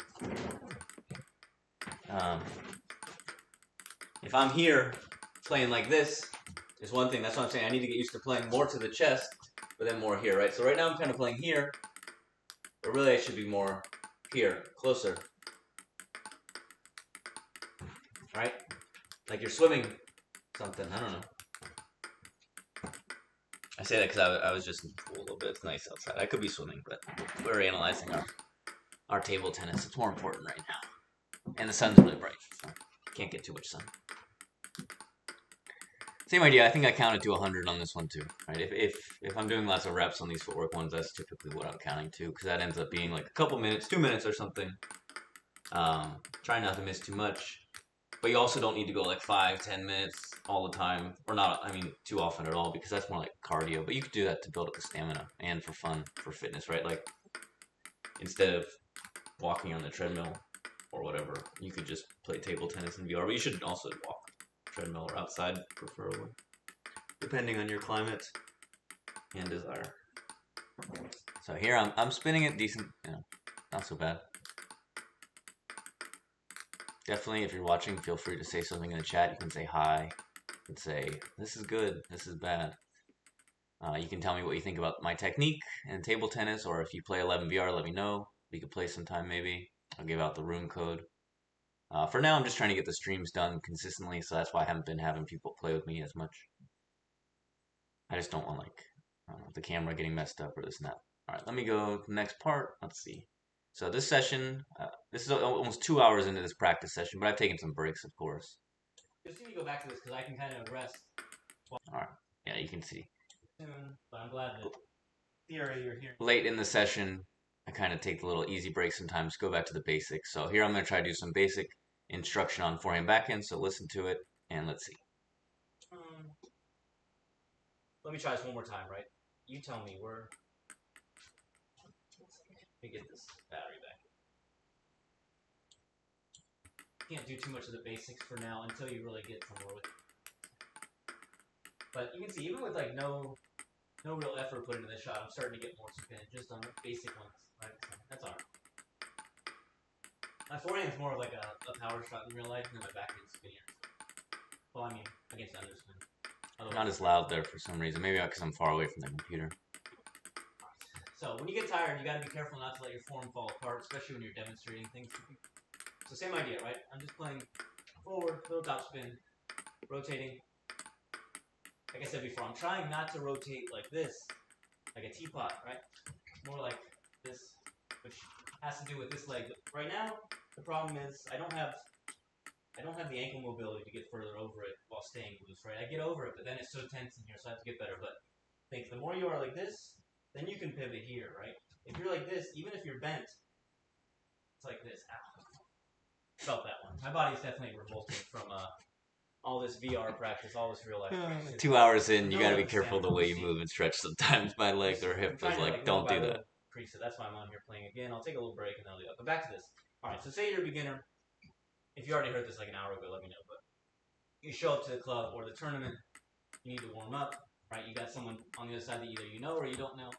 Alright, just play here. Use your rotation just a bit. Not really the arm, not the wrist. Just rotate your body. Get your body warmed up a bit. Get your eyes warmed up a bit. Alright, you're not worrying about spinning hard or putting it in the same spot over and over. And you kind of get your stroke in however you do it. Some people recover, stay in the middle, other people kind of stay. So we've got about same stroke plane. We got about 15 minutes left in this stream, but I doubt it's going to be 15 minutes. So probably like 10 more minutes from this stream, 5-10, and then I'll take a little break, get a little coffee, and then I'll do the second stream from yesterday. Same idea, 2 hours, but it won't take 2 hours. And then by then, I think I'll be feeling pretty good. I'll play some, assuming people want to watch me play and things like that. Like I said, I'm just trying to take it easy. When you play this game a lot, you start to notice the little parts of your body that get worn out. So for me, if everything's going well and I'm not hurt or anything, my shoulder will start to get sore because I'm swinging so much, and my hand will hurt here in my knuckle from holding the racket and also from accidentally hitting the table like a year or two ago. And when I play too much, it starts to get swollen here. It never healed fully properly like that, but it's all right. And then if other things, like I said, VR, the tricep gets going in VR for whatever reason, it wears it down really quick, and I haven't adjusted there fully. So I'm just nursing that a little bit because I have to play all week, and for actually like the next few months I have to play a lot, so it's not worth it to overdo it on a Sunday on the computer for whatever reason. Wait a little later, make it easier. All right, I play more behind me, or better, I open myself up completely still, and that way I'm actually still playing a normal shot. I'm just adjusting my body, right? Because if you're playing here one way, like this, those are all different shots, right? But if you're here, here, here, those are the same. You can return them or repeat them. All right, do some chops, get the feel for it. One. He's chopping, he's tired, right? If you see me chopping, that's because I got tired. Or if you, well, okay, chopping is not necessarily tired stuff. It's kind of a little bored. I want to have some fun. But if you see me sitting on the table lobbing, then I've gotten tired. Look, these chops, I'm telling you, I'm chopping in real life pretty good too. It's happening. Chops in real life. No, I said I'm sending some laser beam chops at people. I zip a few from back here. So now you're warmed up on the basic. You know, you got this, you got this. Now you're kind of a little stronger. 64 viewers. I'll do some push-ups while that guy talks. Now you're putting more power, so you're really trying not to fall over there. So now I'm trying to use this leg to get myself turned in and not to end up so far over there, right? 20. Look at that. 154. It hit the net, but soon enough I'm going to start hitting that like all the time because it's going to be easy. But for now, could you just look at it? Alright, so since this is a basic tutorial, I'm not going to sit there and do forehand loops forever. Now we're going to the backhand, same idea. You're starting out, you just hit it flat, hit it forward, other arm up somewhere. Right, playing in front of your body. You can extend at the elbow like this without moving the elbow too much, or you can kind of do it like a little more like that. Push up. Right. No push-ups, just air squats. But still, that was 20. Forward. I did one air squat for every 3 viewers. It's not a very good ratio. I apologize. I've been cheap on that one. Shows you the side, the spin, right? It's a long day. Who knows how long I'm going to be here? Side spin, faded spin, right? It changes, so you can kind of see how is your contact. Is it really kind of straight on, or do you have some side spin, or what? And then, to me, that's kind of like when you use the return boards, right? The return board will show you real quick if your spin is not consistent, if it's side spin this because the ball moves. Here, you keep getting the same ball, but you can look up there, and you not only can you judge the direction, but you can look to see how effectively you spun the ball or hit the ball. Yeah, so I'm saying here, you know, against the return board, when you play your shot, you see what type of spin's on it because it reacts in the return board. The return board can't adjust, right? So if you have too much side spin, not enough top spin, this and that, the ball goes somewhere. Same here, you're getting a consistent ball from the robot, but that screen over there tells you the spin that you're generating in direction, so you get to see what you're doing. And gauge whether your technique's getting better, getting worse, if you made a good adjustment, right? 117, that's alright, I gotta bring it outside. 18, alright. 120. I don't know, you tell me. Don't you think this is a crazy training tool, or you think I'm crazy, right? It's one or the other. It's either an amazing training tool, or I'm just out of my mind. I'll be back a little. Actually, it's not one or the other. Those aren't mutually exclusive. This is like real training, right? It's not like this is physically easy. This is kind of like playing at the club, actually getting tons of reps in. And because it's so much fun, you almost don't feel like you're working, so then you end up doing so much. For some reason, this shot block's not working. All right. So, give me like, should I put a message up? All right, I don't know. I really want to go run and get some coffee from the coffee maker real quick. But I got all these viewers. I feel bad leaving you guys here. If they're over there, but you have to be careful because it'll fly off. Can I get some coffee? Will you feel bad if I like run and go get coffee real quick? Here, not like I don't have to like actually go get coffee. I'm just saying I have to go to the Keurig and make some coffee. Let's look at that real quick. I don't feel right doing that yet. That's all right. Long back. Oh, the number of views, Leet 1337. Appreciate it. That's a classic throwback. All right, what do we got here? Maybe if I make sure I leave you well. A short push and a long push, right? I guess it's a serve, but whatever. Push. I'm just pushing for now. Before I was opening, but now I'm just practicing the push. I'm not. All right, I'm gonna try to make a quick run. I'll be right back. Like literally. Do I need to make a message? Yeah. Actually, I'm gonna take off that short one. Let's see if I can do it. That long one's Ready? heavy. I can't like adjust to it. I'm like the stream genius. BRBs. So I'm trying to get to it over the table, right? I'm not trying to push back behind it. I said that. I don't know where it is though. Oh, there it is. Yeah, I think you want your spin like 50, 60 on these to be effective. BRB, friends. It'll work out. Don't worry. Look over too much at the screen so you can actually put the ball on the table a little bit. So you guys tell me if my spin is good, my spin is bad.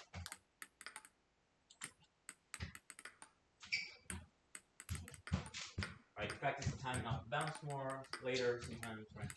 Like I said, try to get to it before it goes past the end line. Otherwise, you're going to lose.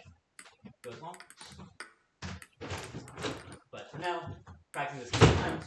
People, if they know you're going to open no matter what, they'll give you like a push that's hard to open strong, and then they're going to counter you and move you around and block it. So sometimes you got to push, right? They give you a bad push, you give them a real bad. It's worth it. Make it worth it. And then next time, set up on it. Keep the feel. Sometimes short, just to get the feel for keeping it short, right?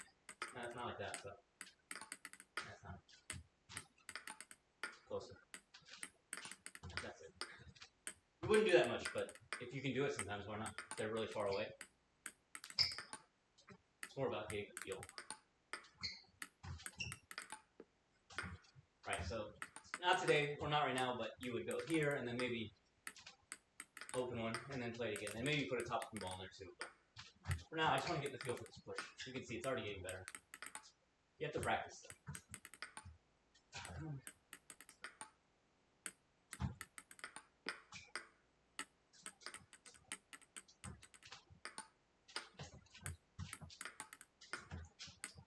You gotta think where you're pushing too, right? To the middle, to the body. Don't push like into their middle forehand, right? Right where they're ready for it. Right? Push their body here, or out wide. Short or long, something to mess them up. Sometimes heavy, sometimes not so heavy, right? So I can carry it. How much spin on that 31, or I can chop it. 69, but I missed it still. 43, 26, 60, right? So if you give someone 30 and then you give someone 60, they're going to make a lot of mistakes. So sometimes carry it, sometimes chop it. And then also think about it. If you chop it real hard and they push it back, it's going to be spinny, so you need to lift. If you push it flat and they push it again, it's not going to be so spinny most of the time as long as your push was low. That one you can attack a little stronger, a little more forward.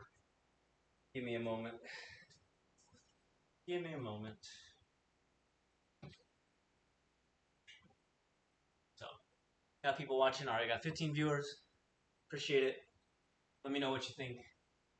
I hope you can hear me. Yeah, now the audio says it's working. All good. So yeah, we're just hanging out here Saturday afternoon. Got a little more play in me. We'll see how long the battery lasts, right? It's got a little more in it. That's about it.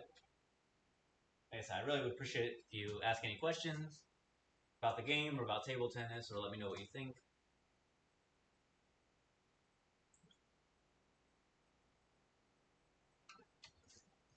That's about it.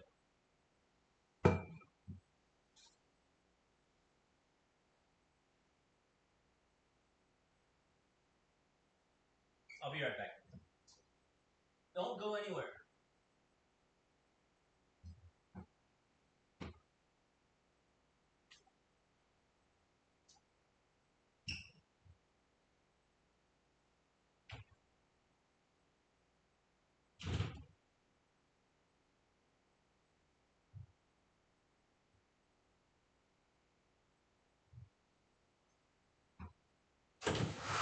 Please don't scroll. I'm back. I'm back. On the shorts when it says that I can't stand. I'm back. Relax. And then you're gonna scroll right away. So yeah, having said that, please don't scroll. I need to find a way. I'm here. Anyway, I'm here. I think the stream's kind of wrapping up for a second now. So actually, Let's see. well, maybe this is a good time to take a Good break. just in Maybe time, you right? guys Because I think I let me did. know. Oh, sorry. You guys had to watch the wardrobe Unpop change. the I was collar, hoping you would have guys. some Now, play. I 10 probably killed the stream. viewers, 10 push-ups. Anyway. Okay, we're back on the clock. Misstep. I should have checked. Back on the clock. That's me. I think I'm done. Mostly done playing in this one.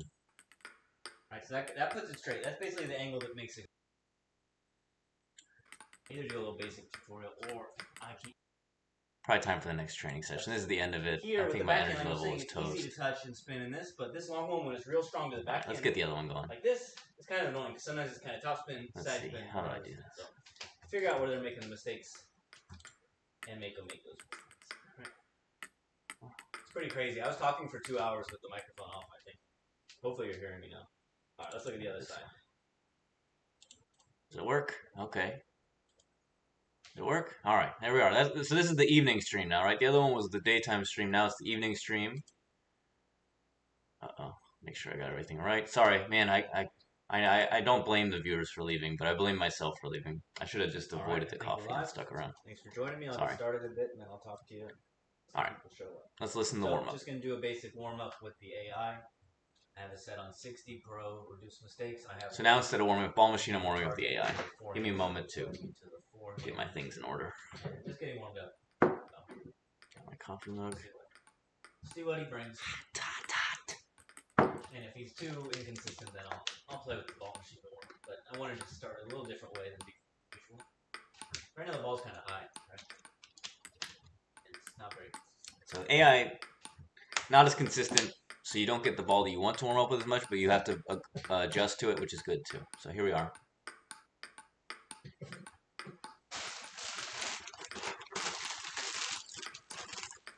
So it's a little different than the ball machine. And I got a package today, so I'll show you what I got.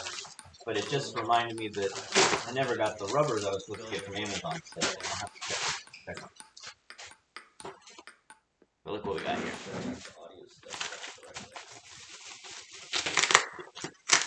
If you're watching, let me know. Feel free to say hi. Please let me know if there's any audio issues at any point or things like that. I think I've got it set up right. This guy needs to be. We'll see. All right. And every stream we're going to do something going.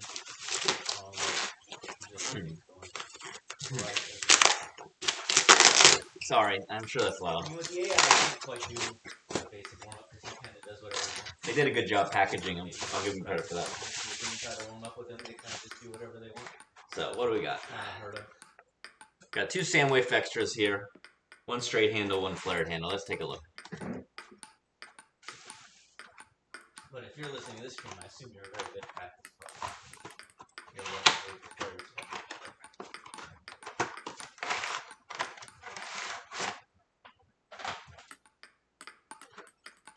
If I serve underspin, it just kind of like pushes back, so it's a good way to start like that each time, maybe. Maybe I'll start doing that more consistently. Flared handle. So get used to serving a little bit longer, heavy on small. He gave me good underspin back. I want to see, okay, 40, that's good.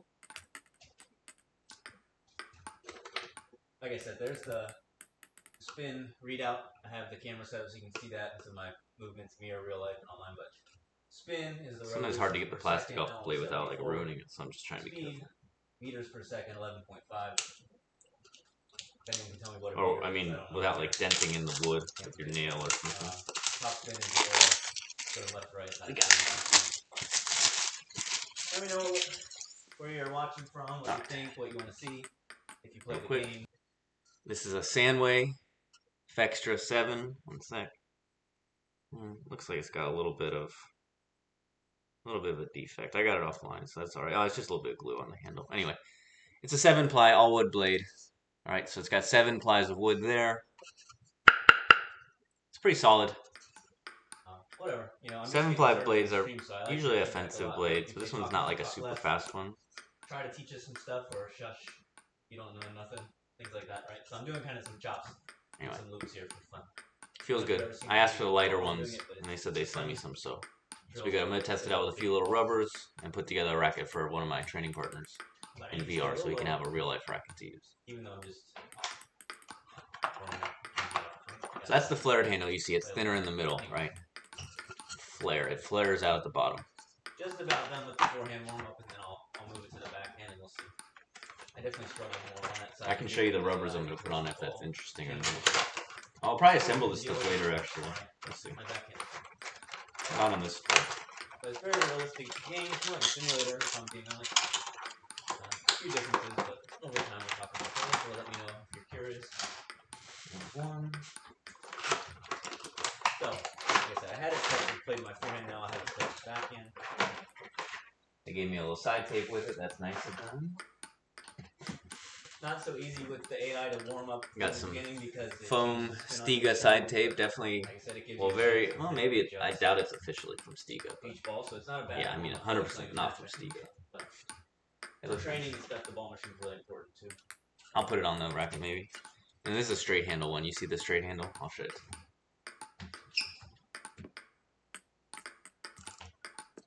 My goal with my backhand is to use my left side a little more these days. I kind of doing everything from my right leg, but need to get more of the weight transfer without going too sideways or back.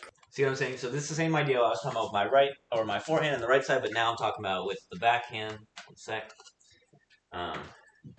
For these ones, getting my weight here and like this, right? Not so exaggerated, right? You're not. It's not like this, but even here.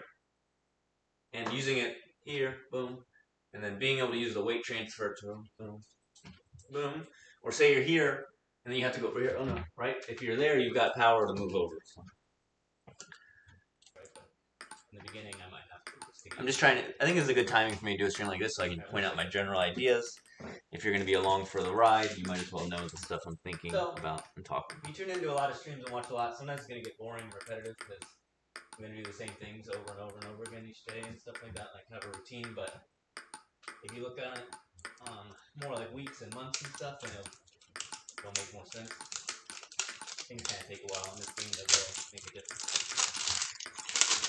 So, real quick, just that point I just made. Yeah, so day to day it's going to be a little boring sometimes because you're going to see me do the same drills a lot. You're going to hear me say the same things a lot. But that's because for developing your game, you have to repeat things a lot, and you have to be thinking about them and analyzing them. And also, you know, people are watching this stream for a few minutes at a time. If you're watching it for a long time, I really appreciate it. Thank you. But people are kind of coming in and out, so every once in a while when I'm tired or see something to point out, I'm going to do a little explanation on a basic thing or a particular technique. And a lot of times it's going to come down to the same explanation with little variations, right? That's how, like a teaching style, right? You kind of... Lots of repetition, but maybe you change one little thing each time to see if maybe that sticks in someone's head, or in this case, in my head, right? This head right here. And if you tell me what stuff you want to see, there's the straight handle, effects for 7. Straight handle is more easier. It's made easier to twiddle around, right? So that's why this is a good blade for pips. So I like to have a straight handle version. I'm gonna put short pips on one side. That's why I gotta see why Amazon did not send me the short pips that I ordered yet. So see what went wrong there. And then I'll put inverted on the other side. I'll show you that one in a second. And then if that inverted works well on this one, I'll put it on both sides of that other one to send to my friend. I just want to make sure, because on the Sweden Extra, this rubber's like, it's okay. But on this, it'll be good, I think. Right now, or my backhand. Alright, watch me warm up a little. How about serve? You just kind of give the flow to the turn, but it's still useful because sometimes people pop up balls and you gotta get used to attacking them. See, I can play backhand with forehand.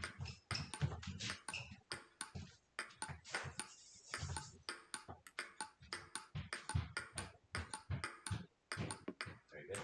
I gotta always remember kind of where I'm set up in my space because I don't want to hit the wall behind me.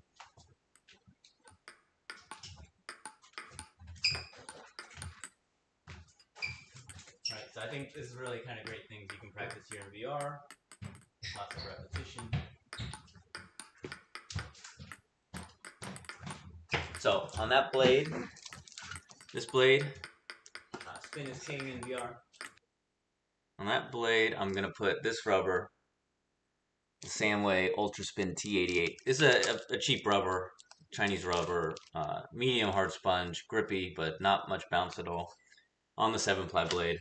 It'll be a good combo. And the reason I want to test out this combo is because it's available at Megaspin, and I'm an affiliate for Megaspin. So if you go through my profile, you can click the link and buy some equipment from megaspin.net, and I would appreciate it.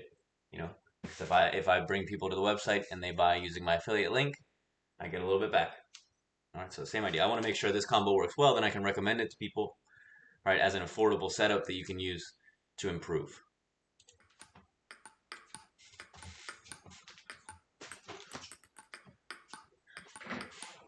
So if you have equipment questions, feel free to ask me. I know a decent amount about equipment, not like everything, but I can point you in the right direction.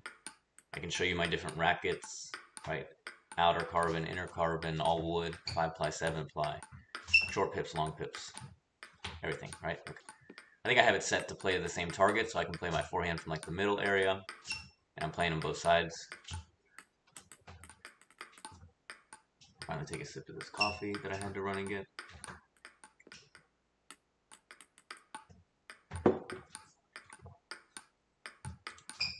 Nine viewers. All right, that's cool. I peaked. My viewer peak was when I ran to go get coffee. I huge blunder, right? Huge blunder on my part. But sometimes you got to go get coffee. How else am I going to sit here and talk about this forever? So we're back up 13 viewers. That's good. Appreciate Remember, it. I have it set to play me in the middle. It's not burying the ball. That's why I kind of have an idea where it's going. Yeah. So like I said, I have it set, the placement for the AI in the middle of the table, so I know where it's going, so I don't have to move, but I can focus on other stuff. I can focus on my balance, my weight transfer, and my placement, right? I'm trying to place it here and here, both sides of the table and the middle. But basically, if you can get that ball in the middle, loose ball, and you're ready with your forehand, you kind of sit there and watch, right? And you can play it to the forehand side or the backhand side or right in the middle, and you kind of play where they're not ready and punish them for it. So that's your goal, kind of set up these forehands from the middle. That's why pivoting is important, good backhand's important, but that's what you want. all right, now I'll take that off. So now I took off the position. Now it's going to play wherever.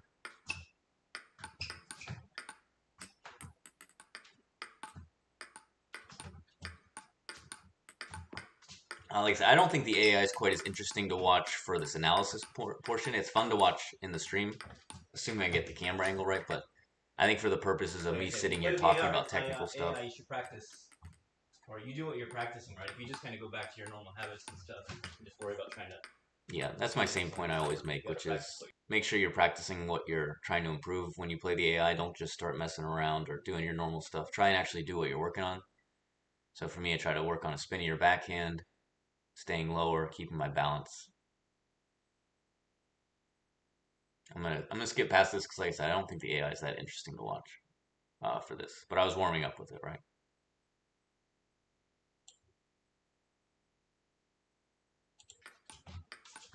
We did have some crazy rallies. Let's see. I know I had some crazy rallies before I got too tired.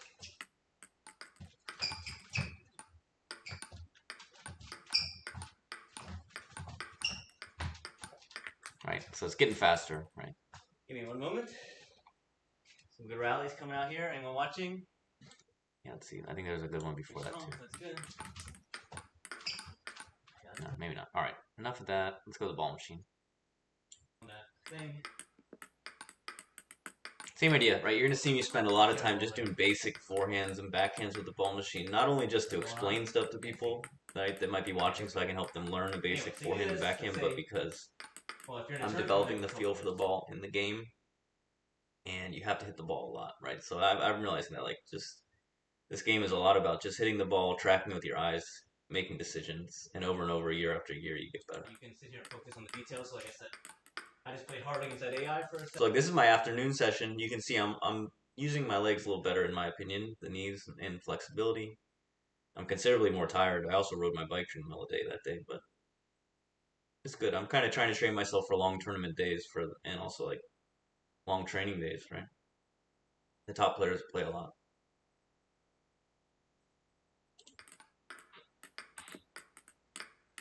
I think this was confusing the game a little bit, having my controller all the way over there. Experiment with the placement of your other arm and the movement of your non-playing arm, right? Holding it here. Kind of the external rotation. The movement here, or here, or here. Rotation, right? I was talking about, I have a problem here. Oh my gosh, we're going to have to take a drink of water. I'm talking about it again. Instead of being here and rotating more in to stay balanced, stay forward, right, and recover for the next. You can see, even when I do that, you can see the issue with my hip, which is like, it's not rotating within that right hip. I'm kind of just pivoting on that leg still. That'll work on that. It has to do with your core. Yeah, the core is the important part. I think I got to use my core muscles to get my hips more in line with it. Stable. Don't fall over like that, or let the hip go there. And also it happens, this leg has to be a little looser and better for rotating as opposed to just pushing up. You can see every once in a while when I'm demonstrating something, my body's like, don't bend that way right now. You've been playing VR for a couple hours a day, forever. So we'll do a little more for Not really forever. I'm still getting used to it. Anyway, Okay, you I can see get a the lot of sunlight time to is practice in VR, getting in my face. and I think it's incredible. Find out for yourself, maybe. You have the chance for sure. 22 viewers, So now thank you back to everyone start. watching. I really appreciate it. If you're Spinning. enjoying the stream, please give me a Stable. like. It's not If you want to adding see me anything to my long wrist, term, it's you could just- subscribe, but It's my lower body. no pressure, right? No pressure. Look at my coffee mug. I'm trying to stay a little lower. Tampa Bay table My tennis. right leg. That photo was from a trip a couple hundred years ago. I made out to the mountains with some buddies. Right, that's 116. I'm Good not even prospect. using my arm. That's just my body, so that's pretty good. Alright, imagine if I was really swinging that. I can get pretty good. So that's I made that AI image That's before why this AI game so image. far, I think, on the back end, you really Just get kidding, some it wasn't skill like that on long ball ago. with the forehand. Play it strong, deep on the table, and the next one you counter real strong.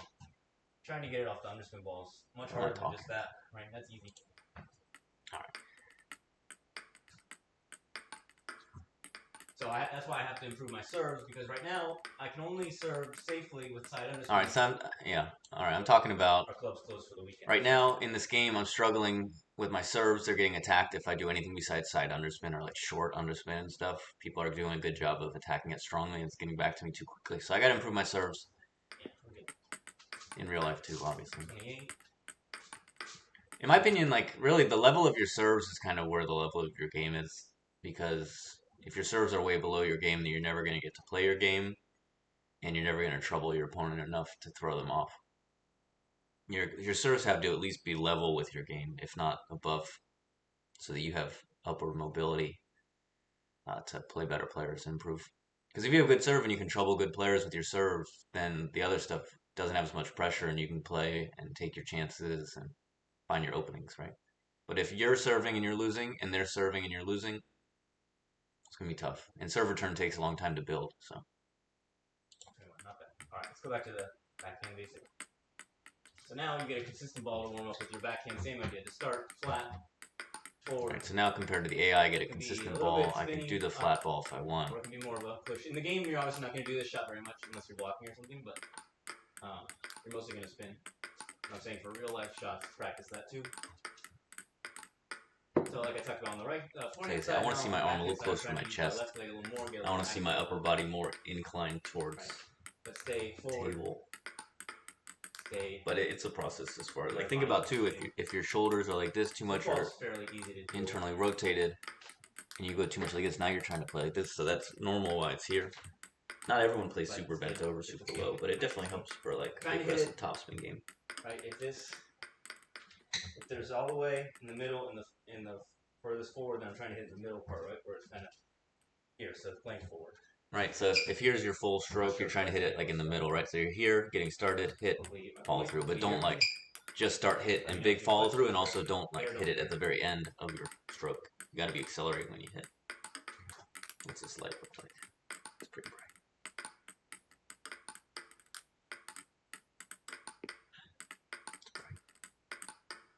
122. That's not even. Is that better? strong shot. Some extra light. Extra shine. I don't know if I need that extra. Now it's kind of in my eye. See, that's good. Anyway, no, try to just get consistently now, like 100, but not missing. So we're about a half hour into the second training session. I'll skip through it a little quicker than the other one because a lot of it's repeats, like I said, and then I'll decide if I'm going to play some today or what. You tell me. You tell me if I'm going to play today or not. You can say, just take a rest, man. You've done enough. Right off a bit, see what's going on out here. Or you can say, no, we need to see some Once practice. again, And tell me what to practice. I just played some backhands from the backhand corner, so what do you think I'm going to do next? All right. So I played my backhands. Now what am I going to do? Any guesses? Alright, sitting here playing these backhands from over here, and I'm getting bored, right? Okay. Well, then all you gotta do is pivot, play some. You can only play so many backhands, right? So Totally you gotta different. play some more forehand. It's a new day. Same idea, little by little. Let's see. That's not Hopefully, bad. Mine in a month, 2 months, you'll see me driving forward with that right leg more through the knee, pressure down, 115. not so much I'm up. not trying to overdo not it. so much Right? I'm bending just working over. on every once in a while being able to generate it, and then working on the consistency to bring it closer to that as a standard. But if I sit here and tense myself, try to hit real hard and stuff, it's a lot of work, it's a lot of effort. All right, back up to 29 viewers. Awesome. We're up, going back up. This graph looks crazy, right? It's like a lot of crazy graphs in the financial world. Up and down, up and down. I think most likely we'll do this whole training video, analyze it, and then I'll probably take a little break, and then I'll play some this evening, but I don't know that for sure. Or I'll play some, and then I'll take a break, and then I'll play some more. You're not playing that much, I guess. Or I'll just keep playing forever, never take a break. Look at this light. I don't know what to do about that light. What does that mean? Practice the side spin to curve it a little more. Right, like that one. That one's pretty good. That would bend away from the person. All right. Now I do some backhands again. This time I'm trying to get further out there. Is that better? But I'm not trying to get like this. I'm trying to stay solid here. Like it's almost like I'm playing with this left leg. Mm-hmm. So, like I was saying, kind of on the right side or the forehand side, I'm trying to use my right leg and power and get my balance through, then weight transfer. This I'm trying to start more on the left leg and transfer through. Right there. Boom. It's going to take me a while to get this, but I'm pretty sure. This is like when people say the backhand's like the frisbee toss. This is like the frisbee toss backhand. Not all backhands are like tossing the frisbee, and I'm pretty sure a lot of these people who say the backhand's like a frisbee toss also can't throw a frisbee, right? They just kind of repeat what people tell them. There's a lot of that in table tennis, I'm realizing. It's kind of like people just say stuff. So you got to listen sometimes. Some people know what they're talking about, some people don't. You got to hear it. You can try it and see if it works for you, but alright, if someone's going to tell you it's like throwing a frisbee and they can't throw a frisbee, then what good is that? Like that's like, who cares if you can just throw a frisbee a few feet inconsistently? We're talking about like really throwing a frisbee, then maybe I'll listen. But then can that person who really throws a frisbee also throw like a really good backhand? Say you come in short. So if you know anyone who can throw a really good frisbee and hit a really good backhand, then we'll talk to them. Let's have them on the show. Like this, use this Otherwise, power, get a strong shot. Take that frisbee. Like imagine if you came back from the forehand, but you were more on your left leg and like that. That's like trying to play the backhand like that. Something like that. What am I saying? I don't know. It's my theory right there. See how I'm leaning over on this hip so much, falling over to my left. There's also a big thing I'm realizing too. Have fun, do some stuff. Just practice the field. The difference. In the game, you're not going to block a ton, but it helps. Let's go like this. Look, I'm sure that I'm already down low, right?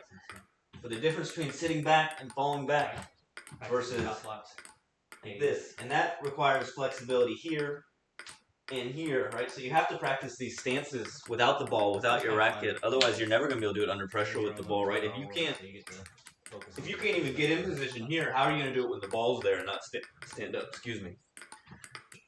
Same with this. If you don't have the flexibility here to get down and like this, it's not going to happen when you actually need it, right?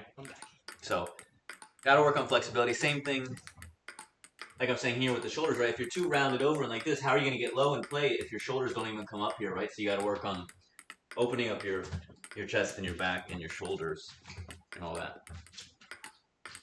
There's a lot of stuff. That's why table tennis is actually such a good game, because like you got to develop a lot of mental stuff, mental strength, and it forces you to work on your flexibility, mobility, right? It's funny that I'm making the chop block more than I'm making the forehand, right? Actually, chop blocks are somehow going real wide. Sorry, I forgot to turn off my other voice while I was talking that whole time. Hopefully it wasn't too disruptive. See how I'm falling over to the left? That's terrible. Not terrible, but we're going to work on it. You see how I went from thinking chop block to trying to spin this one up and the ball launched up, right? It's like that. But chop blocks, like how else are you going to get to practice 1,000 chop blocks in a row, right? So here I do a chop block and I do a spin, because once you chop block one, you need to be ready to get going again most of the time, right? Not always. Depends on your style, depends on the opportunity. But if you're chop blocking, you're trying to create an opportunity, or you've been put in a tough spot and you're trying to get back into the rally. So.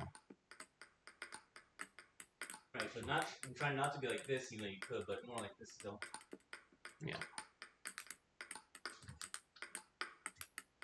It's coming along, right? The backhand's looking good. I'm starting to nail some good backhands in real life, right? People look at it like... You can never do enough of this. If you're a forehand player, you can never be comfortable enough. Because historically, I mostly just play forehands. So if I'm hitting good backhands, it's good. So obviously, I would have to be able to cover the table. And the same with my forehand. In the game, I have to get used to using my wrist more, because in the game, the wrist is really important to accelerate. And then, I guess in real life too, over time as you move up, but... I don't have to do too much.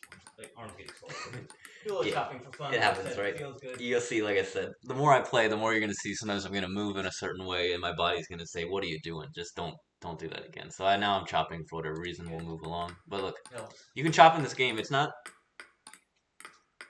the most effective game style, I think, in the game because you don't have the pips, so you don't have some of the benefits of being less sensitive to spin and also being able to generate a lot of spin on real heavy chops and things like to continue it. But for control and for fun and for practicing, it's good, and it definitely helps with your feel for real life. And there's some top players that chop. Sorry, I'm talking over the audio again. What am I doing? Strawberries?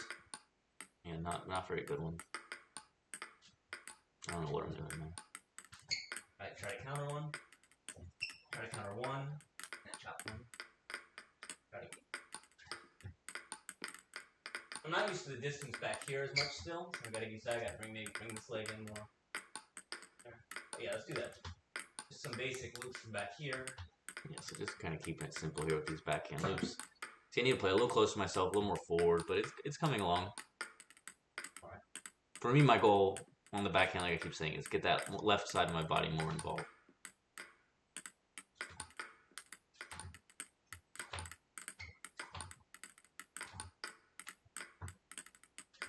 I don't know. It's pretty crazy though, right? Like, look at, we're observing myself just play tons of shots and analyzing it. And it gives us speed and spin, and all that. So this is kind of like the feedback's good, right? If you have the racket in the right spot, you hit the ball right, the ball goes the way it should. Step back, it's alright. Why is this? Let me see. How do I change? Right. What? But then let's say you're on the table, practice that too. Right, like why does it change the light on my webcam so much? I've messed with that setting before, but I have no idea how to do anything about it. And I'm doing too much out here, right? I don't need all this for the shot. But right, like why does the webcam feel the need to sit here and just put it dark and light and dark and like just stop? It drives me nuts. Right, if I use the wrist 27 viewers, thank you for watching. Appreciate all of you being out here. Give the stream a like if you're enjoying it. Practice using the wrist a little more here. Let's see if this camera will ever stop just auto-adjusting the light on me. Nothing's even changing. I'm just sitting here and it's like changing. Bothers me. The net 1,000 times. Yeah, bothers me like hitting the net 1,000 times or hitting the ball out 1,000 times. But you got to make the adjustments, then you gotta move forward. All right, let's keep moving forward here. 31 viewers. Let's go. Let me know what you think. If you're missing over and over, do something different, right? Good point.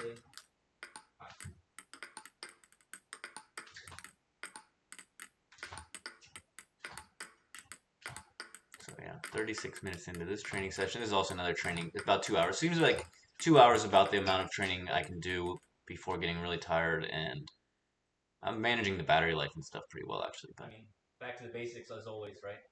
I'll spin a little backspin. All right, now I'm lifting backspin again. So we already did this double earlier. So if you've been here a while, same idea. Forgive me for repeating things. All right, so here in this game especially, I'm trying to get my racket back further and come through more, right? In real life, maybe you're not always going to get it quite as far, especially if you're more of a beginner, right? Just focus on getting your racket solid through it. But as you get more advanced, then you can really use your wrist and spin it more. But practice it how you want. In this game, though, the wrist makes a big difference, accelerating the controller, and the spin is very necessary. You don't get quite as much speed off hitting the ball, so you have to adjust. So right, now I'm lifting under spin. Kind of play nice and low and fast, but not miss the table too much, right? It seems also self-explanatory, but anyway. How many am I going to miss? So if you're missing in the net a lot, you need more arc. If you're missing off the table, you need to close more. There's a bug flying around. It's a cool mosquito. So if you see me kill a little mosquito, I apologize in advance. I just don't want to get bit up.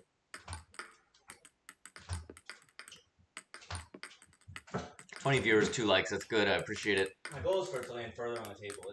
I wasn't really sure what to expect with this stream anyway, so I'm happy people have been watching. Hope you're enjoying it little by little. Once you do your backhand opens for a while and you get tired. I hope there's some value or if here. they're not working, you can do your forehand opens. Over time, I'll get more people playing with me on the stream, like my practice partners. You open your racket, just kind of scoop it over, and you get as I move up the ranks, I'll get some strong backspin, players. Topspin. Alright, and little by little. And then as you hit it stronger, close the angle. There's one video on Coach Vlad Pimentel's YouTube of us training in VR, so you could watch that, and then little by little, hopefully I'll get some videos of us doing our practice sessions sometimes, but working on my game there, working on my game here, working on my game in the club. We'll see. Alright, kind of high, not so spinny, not much risk though. And you don't always have to play hard or play forward or play crazy, right? You can just practice things. And then you can increase the power. See, like I talked about, I kind of lift the right leg too much, straightening out instead of just staying here. Take a sip of water. So that's what I'm practicing in VR. Pretty good, it's getting there. Enough of that. Do a bit of our favorite.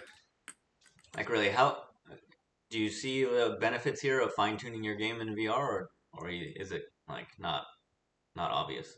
Serve return readiness training, the fast serve. Gotta spin it back, don't block it.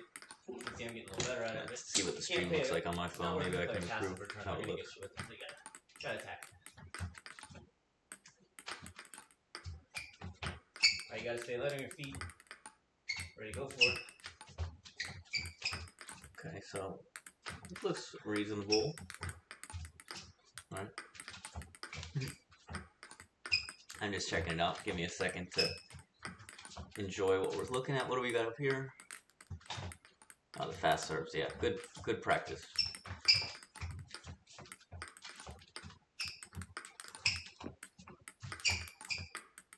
Same idea. If you want to try and spin it, get it deep on the table. Harder for them to deal with, make them back up. It's kind of cool, I think. Be unpredictable. When in doubt, you can aim right at it, maybe in the middle of the table if you don't have to spin. Play spinnier, softer, safer. Or play more aggressive if you want. Alright, the more you do this type of stuff, the easier it gets. I'm already seeing it. That's why it's cool to have the streams. We'll be able to see if I can improve. Okay, not only in the game, but real life. The channel for my VR coach, Vlad Pimentel, is on YouTube. It's VR Table Tennis Vlad with a W. And it's at VR11 Table Tennis. I'll tag that here so you can go watch sometime. At 11 VR. I don't know if it lets me tag stuff. 11 VR table. I'm on the little break routine. Just take a little break. Right, so that's the link to Coach Vlad Pimentel's YouTube. A lot of great VR videos there. You'll see a video of our training from one day, which I can link to. You'll see a video of a match I played in the tournament. That was a good match. 39 viewers, oh man, that's pretty good. All things considered. I don't know if you can tell from the tone of my voice how I feel about it. No, so yeah, that's Coach Vlad Pimentel's channel. He's a really great VR coach. He can help you with your game if you're interested in that. He's a top player in the game. He's around number 5 or 6 right now, but he's always been in the top 10 for a long time when he's playing. A lot of amazing matches. And I decided I wanted to work with him some because he uses kind of a good conventional topspin game. A lot of backhand open, same with Pro TT. He's also another top player, so I've been watching them a lot, trying to learn from them. I'm once again talking over myself. Sorry. Boom, boom, let's go. Alright, so I'm just trying to get a little spin on the ball, a little arc, overcome that top spin, and to give a ball that the other person would at least have to do something with, right? Not just hit, not just kill. Gets you ready to go over the top. Alright, so I'm getting faster at this. Right, you see how I'm kind of falling over on some of those? I need to do more here, but easier said than done. Yeah, so like I just sit there. Try to stay forward. Look, this is a pretty good stance here. Look, this is an example of what I'm talking about with that right leg, right? You see how a lot of times I'm straightening out the leg, but here, my weight's still on that leg. My ankle is flexed. My knee is flexed, right? I'm in that hip still. I'm not stretched out. I'm not bent over. That's what I'm talking about. And so little by little, I'm going to get that. You can also see my non-playing arm here. I did the tuck, which a lot of top players do like that, and I didn't let my arm get too straight and falling back, but I also didn't stop my movement just here, right? So I'm still using that rotation. I'm getting my shoulders around, right? So look, boom, you get that extra shoulder rotation, extra power, extra hip rotation.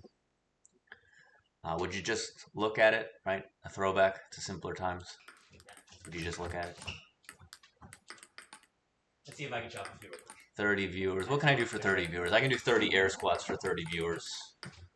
I can't do any push-ups today, I don't think, because my tricep is toasted.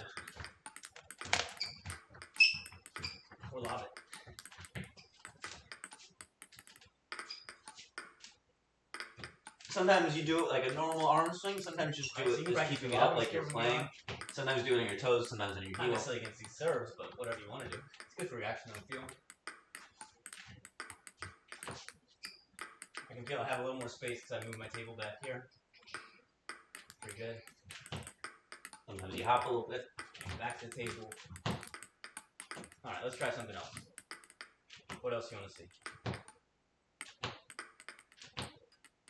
Alright, we'll do some forehand. So here's the forehand loop from the ball machine. This is Coach Vlad Pimentel's ball machine. It's a physical game. You got to be physical. That's kind of the one of the top players. Long story short. In my VR game, so I appreciate it. And his ball machine's awesome. So check out his YouTube. I think I was talking about Coach Vlad there. Alright, so it's spinning the ball. Me, I'm just kind of hanging out and countering. It's good.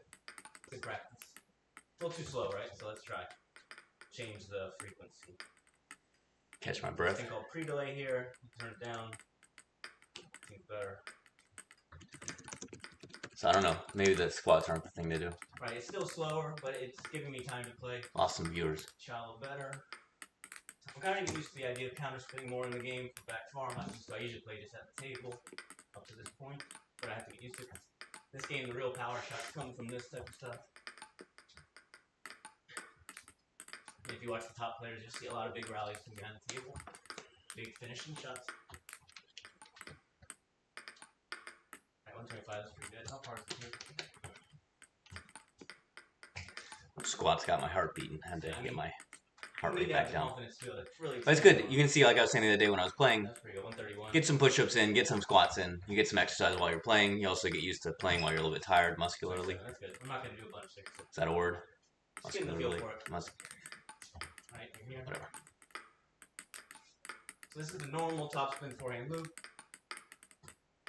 So I think watching back these streams, I see now, okay, I've got the basics down. I need to start putting together more shots. Right, force some movement, force some transitions. Whether it's more short ball, long ball, underspin, topspin, push, topspin, side to side, forehand, forehand, backhand, all that.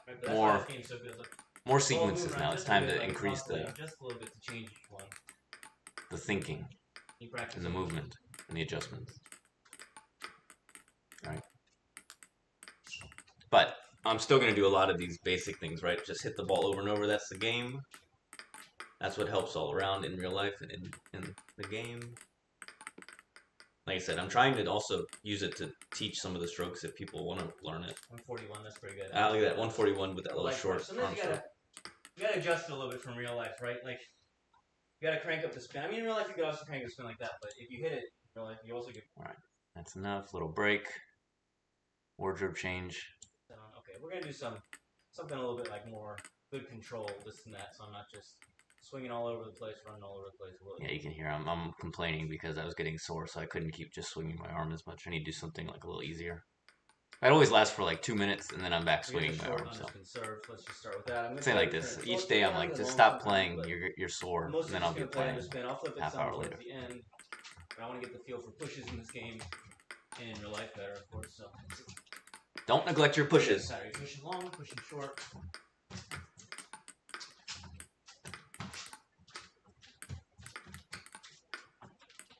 Definitely gotta work on this part of my game in VR because I don't feel comfortable really pushing. What do you think? Say I did a stream like this one day, but I was eating while I sat here, and maybe I'd mute myself while I chew or something. Would that offend people? If I ate while I sat here and talked, I wouldn't talk while I had food in my mouth. You gotta practice the short touches too. Let me know. Maybe it's an offensive idea to even propose such a thing, but it would be nice to be able to sit here and eat some food while I talk. Right, it's not easy to do. So keeping it short sometimes, pushing it long sometimes. You gotta do both. You gotta be able to flip. Gotta be able to push. Practice the different angles, right? You practice playing this way with the forehand, this way with the forehand, this way with the backhand, this way with the backhand. So now I'm just flip. But you gotta pretend like there's gonna be a next shot, right? I can't just sit there and do it. Side spin chops. In and out. So you can see. I'll show you. Look. See this first, like, my weight's on the heel, right? It's like this, like this, like that. So I need to get. My knee needs to be slightly more forward, my foot needs to be slightly more back, and my weight needs to be more on my toes, on the pink area, right? So to do that, either I have to be more forward, or my foot has to be slightly more back. So maybe I'm stepping in too straight, too long. Whereas I need to step just a little closer, but get my knee more over my toes, right? Knee over toes guy, they should be calling you.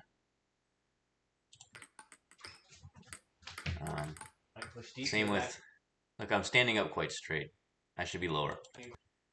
If I stay low on, see, I'm kind of high. You gotta be over the table, right? So you have to think that actually in real life there's a table in my way, so you can't just go through the table like you can in the game. But I could be a little lower still. That one's a little better in terms of being over my foot, but I'm not low enough. But so you played that, and then you got to get back, right? I'm just kind of plodding around slowly. You got to get in and get out. But right now I don't have the extra shot, so it's not like it's not pressuring my in and out movement quite as much as it should be. But it will. I'll set it up soon. Round stuff. I got to come in a little more with this hip, but I'm not so much like this. I got to be a little more like. Yeah, so same for the forehand push. I was coming in too much with my right leg, so it was getting in the way.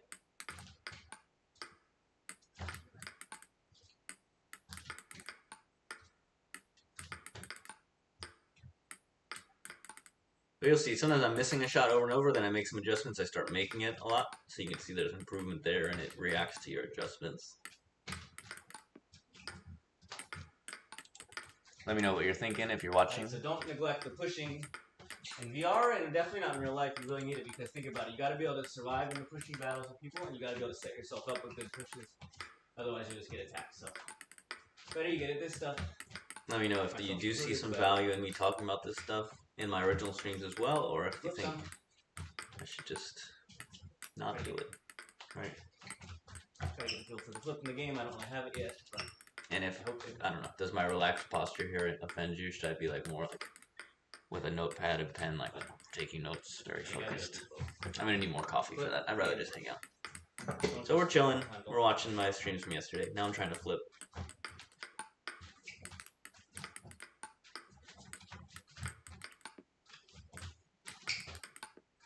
It's important. I use backhand flick a lot in the game, so I need to get better here in VR. But see, I mean, just a simple serve, you get to practice pushes, flicks, short touch, long. I do some forehand ones, but it's pretty heavy. It's kind of hard to do with this on a short one forehand here. Yeah, forehand flick's not so easy. You can see some underspin balls here. Or in general, right? It's not. It's like, A pure underspin short serve is not so easy to forehand flick. Same backhand flick, but you can't really hit the ball. You gotta spin it. There's no come around it more. Right. But it's all about practice. After that one, let's see what we got.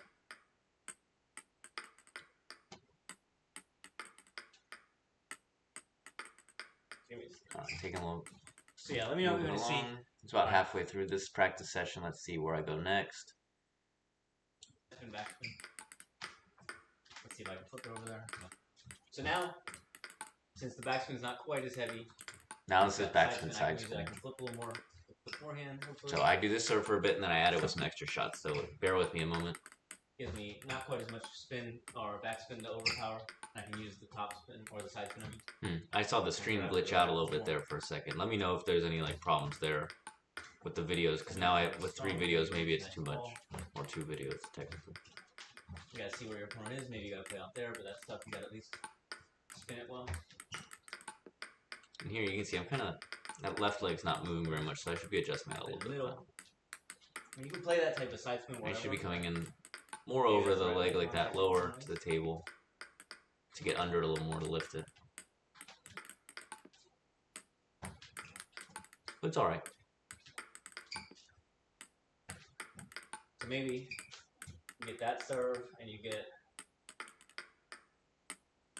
So most likely my plan is we'll get through this training video, right? And then I'll take a little break for a bit, and then I'll come back and play a little later. I think that's the plan. So if you're waiting just to watch me play live, I probably won't do that till a little later. I'm not 100% sure. Things are always changing when I decide still. Okay, here we go. So now we're putting 2 things together. Flip and follow up. Gotta get in, gotta get out. So this is a good combo here, right? This is a common situation, right? Even if I don't necessarily flip it, but I just kind of push it and they attack me. Against the middle serve, follow it up. Right. So this is as if I were to flick it and they attack me.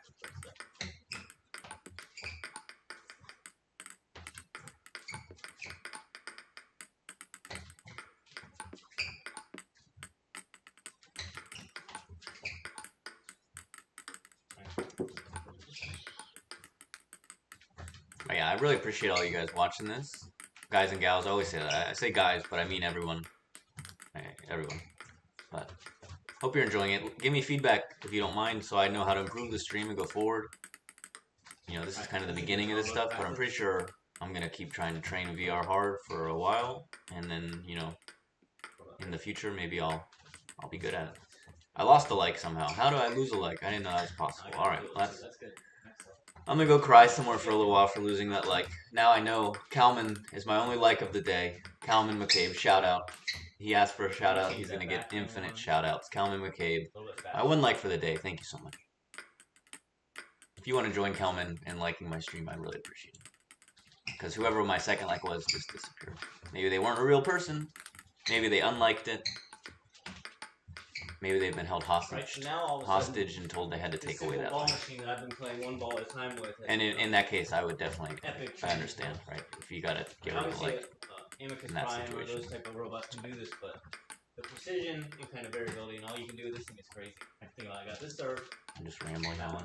The balls are coming from different places, so it's different than if the robot's stationary. Flip. This is good stuff. I gotta do more of this. Yeah, now we got two balls after the flip. This is kind of what you need.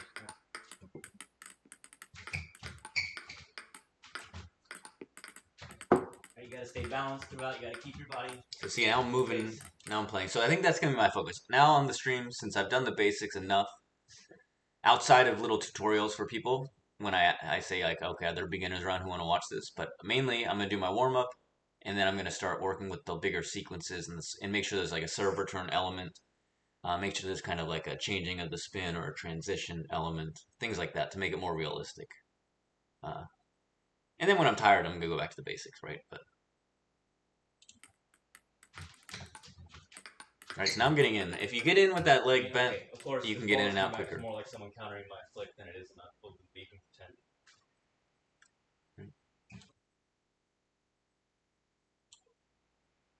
Yeah, it's charging, so it's fully powered. Okay, maybe a few more minutes of this. This is a good little drill, but it's also kind of exhausting. So let's see. I'm gonna flick though instead of. Or backhand.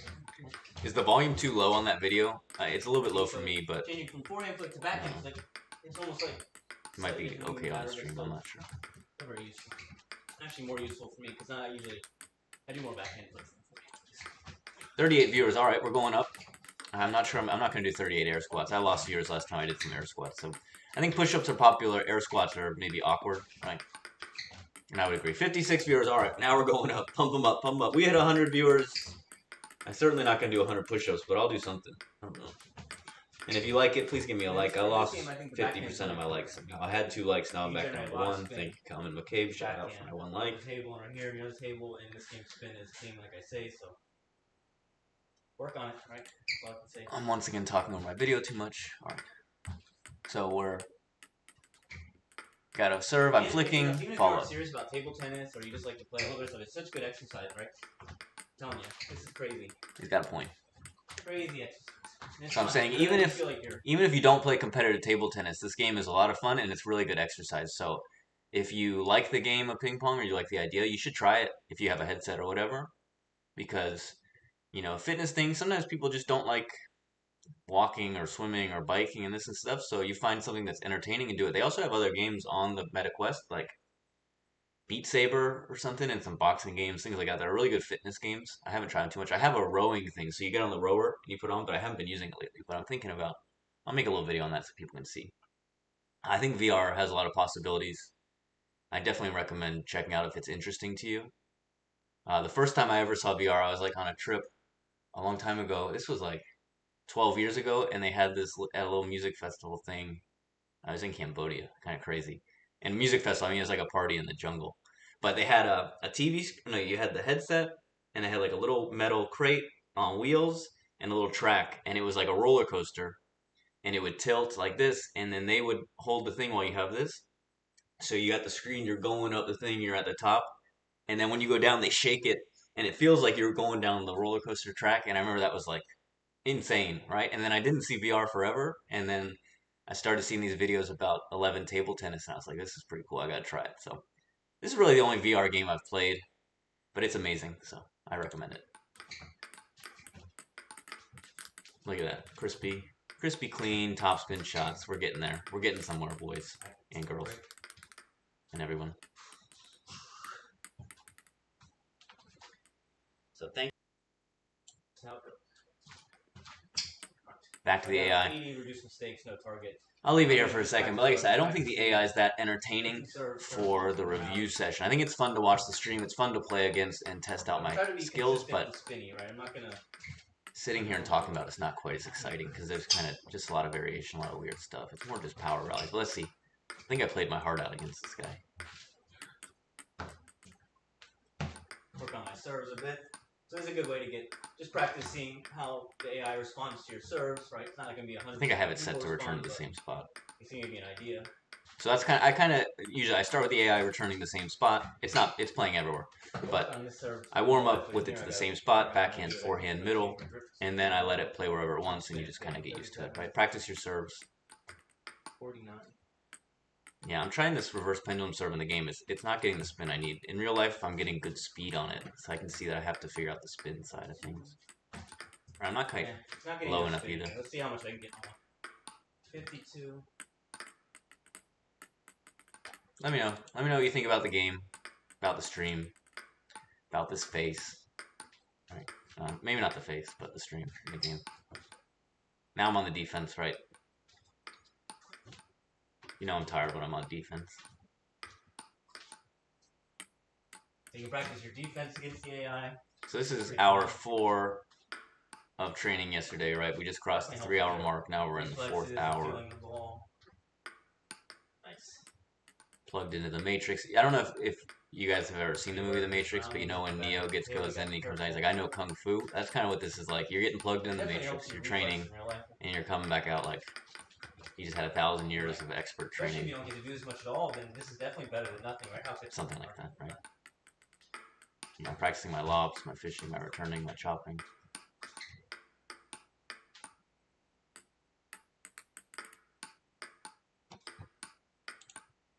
So thank you to all the viewers. Let me know if you play the game, play ping pong, if you're enjoying the stream.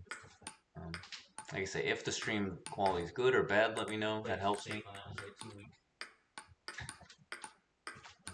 And if you have a preference, right? If you want me to play some after we're done reviewing this video, I'll play right away for a little bit at least. Maybe I'll do that anyway. But if not, I think I'll take a little break, enjoy what's left of the sunlight for the day, wear my legs out a bit on the bike, and then come back and play some. That should be enough time for my arm to rest.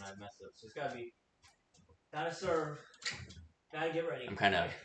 It's non-negotiable. I realize it, but it's not easy. I'm getting used to like knowing just how sore I am before bed and how much I can recover for the morning, which is useful if you play a tournament where you have like an evening event and then a morning event the next day. You kind of have to know what are your limits, right? How much recovery can you manage in 8 to 12 hours of resting and eating? Fortunately, it's usually a pretty good amount of recovery. Sometimes I end the day of a tournament like really beat up, and by the next day I'm all right. Other times not.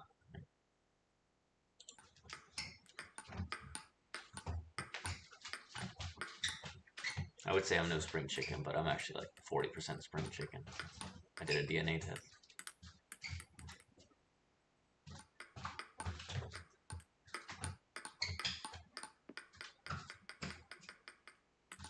You can see the AI tests you, right? Tests your recovery, tests your shot making ability, tests your ability to adapt to the different balls, right? Wow, imagine if someone counted the amount of times I say right on these streams. I can hear it to fill a word. I say anyway too much also, but right. What about the left?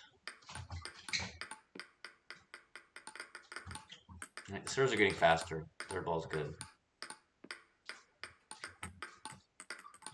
See, he switched his paddle around the heaven.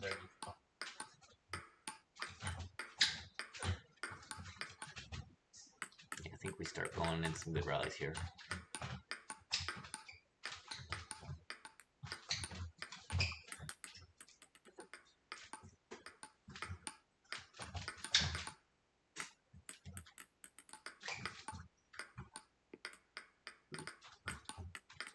What is that return?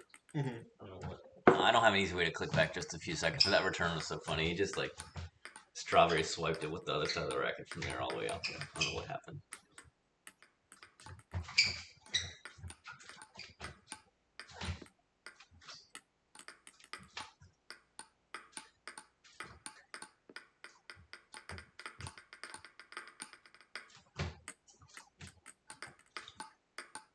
Let me know if you want me to skip ahead to a little more ball machine practice or if you like this AI stuff. There's some good rallies in this, but this is where I was kind of like playing my best of the day with the AI. Right, until my body says no more. It's kind of the nature of you have to listen to your body, especially in this game. It's very repetitive. Right, this game's as repetitive as I am speaking. Yeah, so probably more so.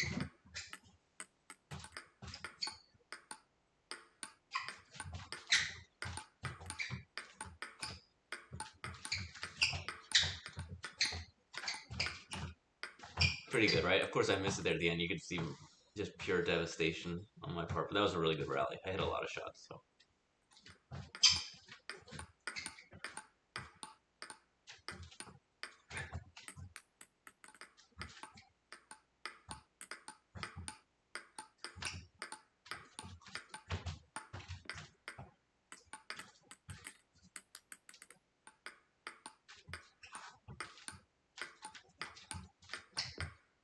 Basically, you can get out of this game what you put into it, right? If you put in a lot of serious practice, you'll get some good results. If you don't, you just have fun, then hey, you have fun. That's not bad either. Like, this game can just be fun. You don't have to always worry about practicing, improving, competing, right? Some people really don't like tournaments and stuff. I'd say I'm kind of in the middle now. I definitely wasn't enjoying it for a while, but I was doing it to improve. And now, sometimes I'm enjoying it, especially when you do well, and also because I know more people at the tournament, so you kind of have fun just hanging out. He caught me being lazy on that. And nowadays I'm playing good rallies and good matches with good players, so that's all right. So yeah, I would say play the AI, practice what you're practicing, you know, or do what you're practicing. Sometimes more aggressive, sometimes less aggressive, but like I said, try to stay balanced and use your body for some stuff you're working on.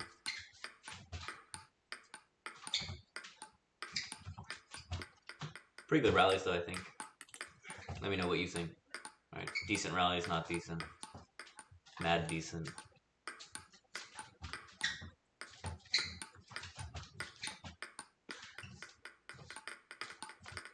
See, so once I can get more used to recovering for that backhand and spinning a little more, it's going to be better. I kind of get caught blocking. My arm's not in the right place, my body's not in the right place, but I'll get it, I think.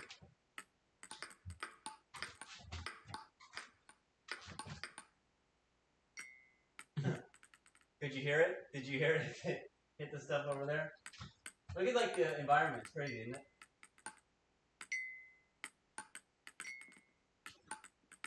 Yeah, you can hit stuff with the balls and it'll like dink and everything.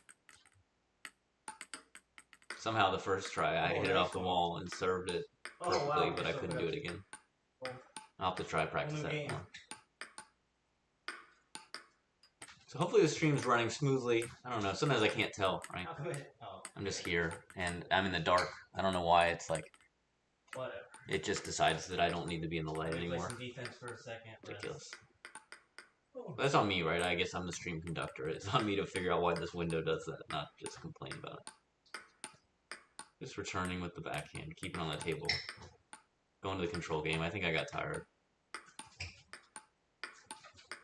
Doing some chops, doing some loops. Yeah, I can see the stream's winding down a little bit as far as viewers. That's alright. No offense taken. We got about, I mean, technically there's an hour left of practice on this video. I doubt we're going to watch the whole hour, but after that I'll probably take a break, eat some food, go outside. Not sure I'm going to touch any grass, but never know.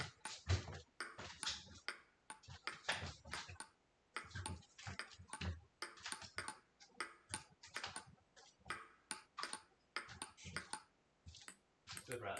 That emergency block on the backhand side is actually helping me in real life. I've been getting caught there. Sometimes people attacking. I'm getting that ball back on the table a little more. So this stuff works. It matters. But you gotta take it seriously. Like, don't. Okay, every once in a while you see me start doing different stuff like this, but that's just because I'm getting kind of tired, bored, but also practicing my feel. So know when you're practicing. Know what you're doing. Have intention. Practice some snakes. Someone said they wanted to see me do some snakes. Let's see if I can do Yeah, I gotta figure out how to practice snakes.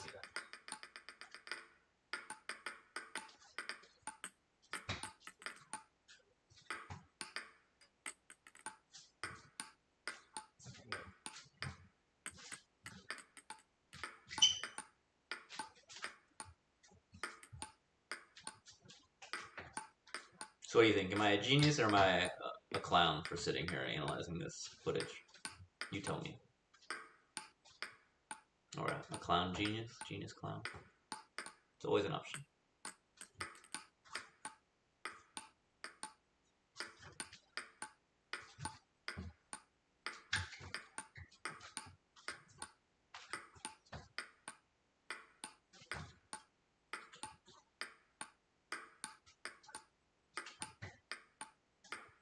Working on my control, my all-around game.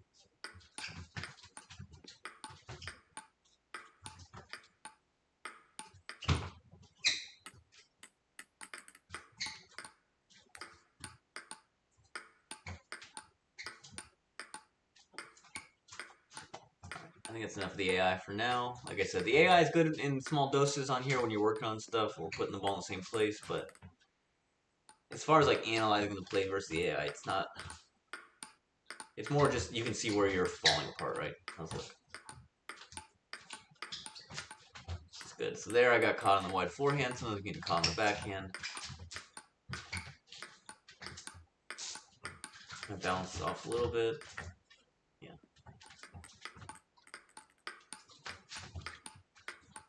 See, that happens a lot. But the AI changes the spin on you too, like I said. So there's some excuses sometimes. Or there's as much of an excuse as you want to make. Say like that. Alright, that's enough. What am I saying? Just getting a little quick water break. Just talking some junk. That's my MO. I'm guessing I turned the enable position on, so now I'm serving underspin so I can open from the backhand corner. No, I don't have the position on. I'm just playing him some more. That's enough. Okay, yeah, here we go.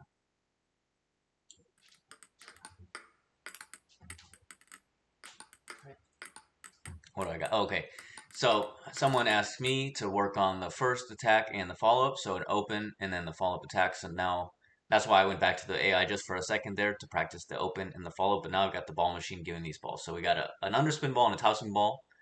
I'm opening with topspin and then following up, but you can also push and then block or push and counter, things like that. So let's watch. I'll be quiet for a second. Let's see how it goes. So I gotta lift the first one, but I gotta make sure I play it over the top of the second one. So here. But this was a request in the chat, right? So if you're watching, yeah, first one. Okay, I should be playing a little low. I'm getting a little late. If you're watching and you want to see stuff in particular, and you type in the chat, I'll do it, right? I'm not like kidding, right? I'm not like sitting here going, "Oh, say what do you want me to do? Chat it," and then I'm gonna read it and not do it. No, I'll do it. So please let me know because I need to know what you guys want to watch.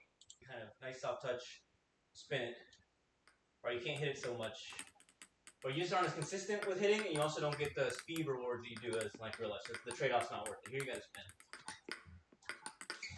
We need to look more alive, right? I look like I'm tired. I am a little tired. So it puts pressure on them. If you just give them like a medium spin ball, even if it's fast, it's not enough. So what do you think? You guys don't like to chat about table tennis, but what about lunch, right? What do you think I should eat for lunch? I'm hungry. I worked up an appetite staring at myself playing yesterday. Ravenous. Too much. Look at these backhand. Boom, boom. Try to get a few good ones, but I'm kind of tired. I'm not going to do too much of this power. You'll hear me say that so much. I'm like, I'll start hitting some shots. I'm like, no, stop it. But yeah, so I'm trying to spin that first one up, be loose in the wrist, get some good whip, use the legs, and then the next one, try to play over the top. Also, still using some wrist here because it's important in this game to generate that spin. But I'm trying not to get jammed up and block after the open, right? You take that risk, you open, you get started, you need to follow up strong. As you get better, use more wrist. But this is more, I was showing like if you're a lower level player, then just be consistent. Get on the table, get on the table. But work on that transition more. I'm trying to practice. I'm trying to get used to going more from that left leg to the right on the outside on these balls to get better arc. Lifting underspin, more up. The racket, more power. Right? So you're here up, and then the next one topspin more over, right? So up, over, just like if you're playing the forehand. Spin up, spin over. Right? Push, and I can lift down the line. Spin, over. Push, spin, punch down the line. Over. Do both.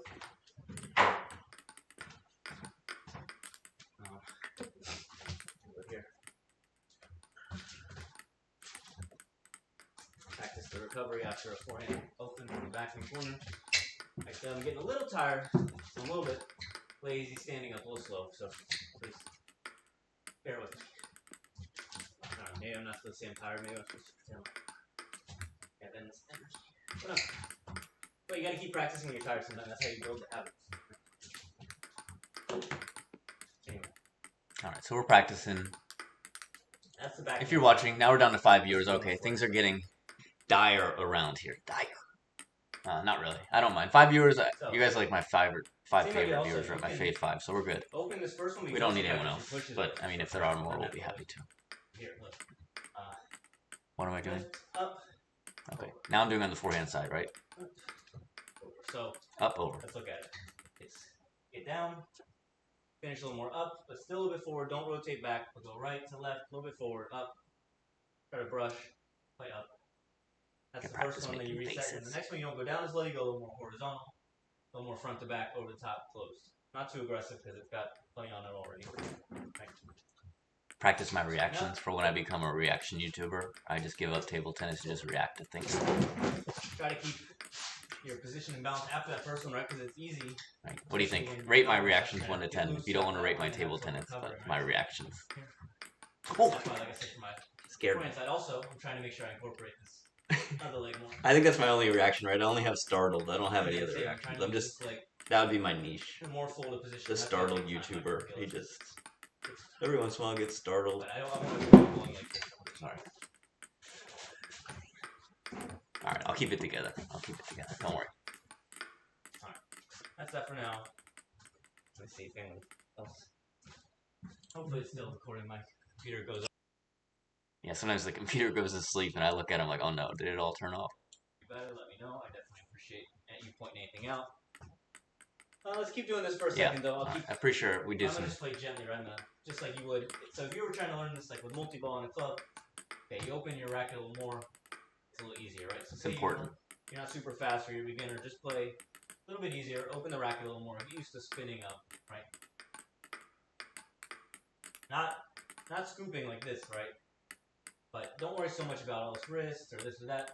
Just play easy like that. And then on the next one, you kind of just cover it. In the beginning, you'll miss one of them a lot, either into the net when they underspin or off the table on the topspin. But as you get better, you'll put them together.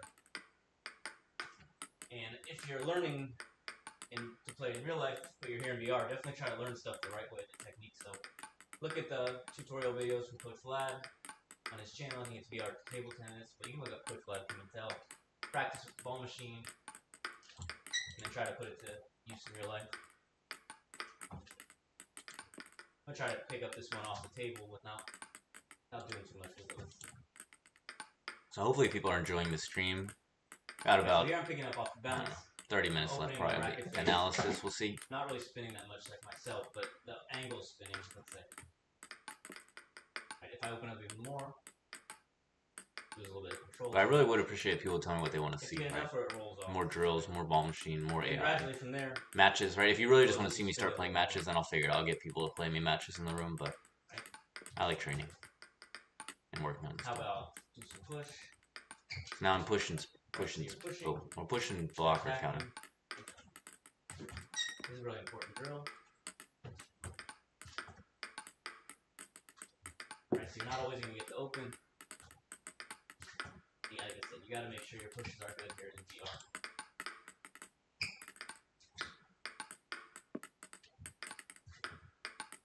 Okay, I think maybe I'll try to go for a little longer, half hour, 40 minutes.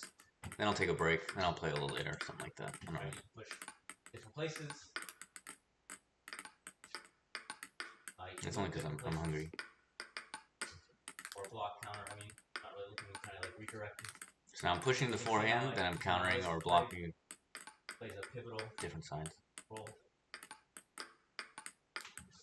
You can see I'm getting a little tired at this point. This is deep into the training yesterday, right? And at this point I've been practicing over 3.5 hours on the day. Although this is my second session, I took a break in between. Now I'm trying to work on that forehand push. Got to improve my pushes in this game. It's not easy in real life or in here, but it's not easy here yeah. To get these pushes spinning. Gotta get better. Keep on the table and in there. So I'm trying to get better at it. But so if you're watching, let me know what you think. All right. If you want to see some of my like real life equipment, I'll show you the rackets or shoes, ball picker. Like I said, I'm a megaspin.net affiliate.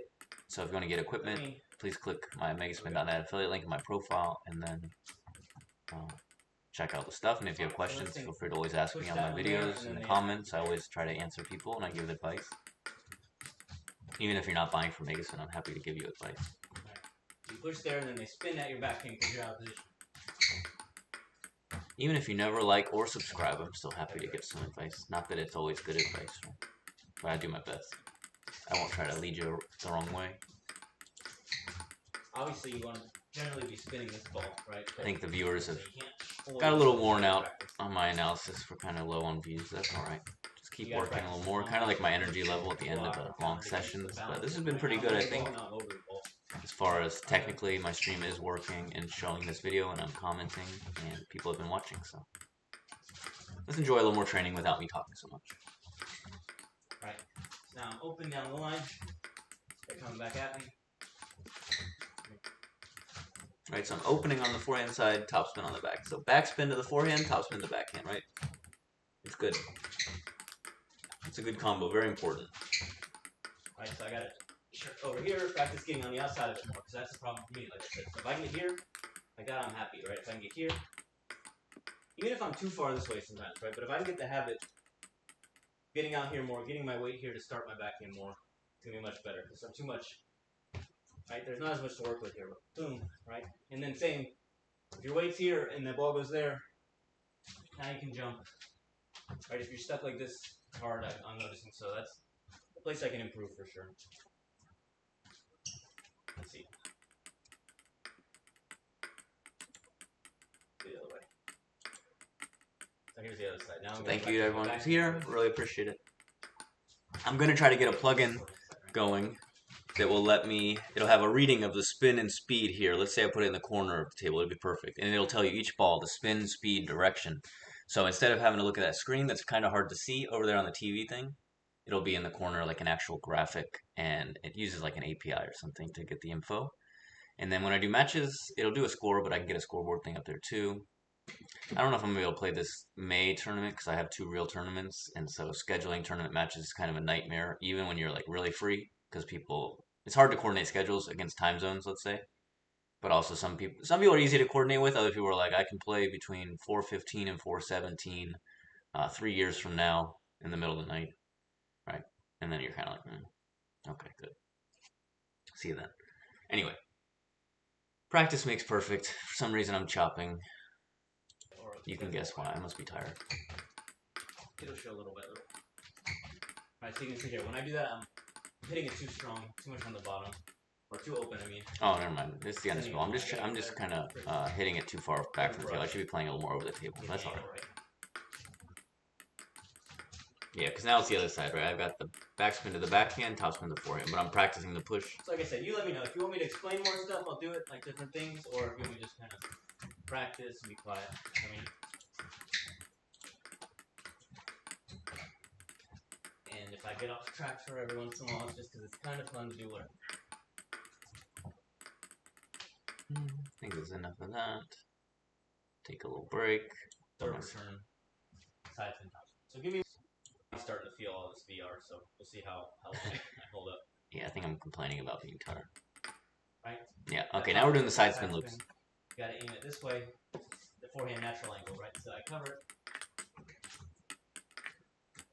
So I'm going to try to be compact, just borrow the spin and speed. Like I said, I'm getting kind of sore. Oh, never mind. I'm not getting. So like I said, these side spin loops I'm practicing in VR because in VR, if there's spin on the ball, it curves a lot. So side spin ball in VR curves more than it would in real life. So it's good practice to get used to balls that curve. Because when you play real strong players or tricky players, you put more side spin on, the ball curves all around. So here we are. This one is a left side spin ball. It's curving into my body on the forehand side, almost like a left-handed forehand or a pendulum just sort sore from hitting that wall.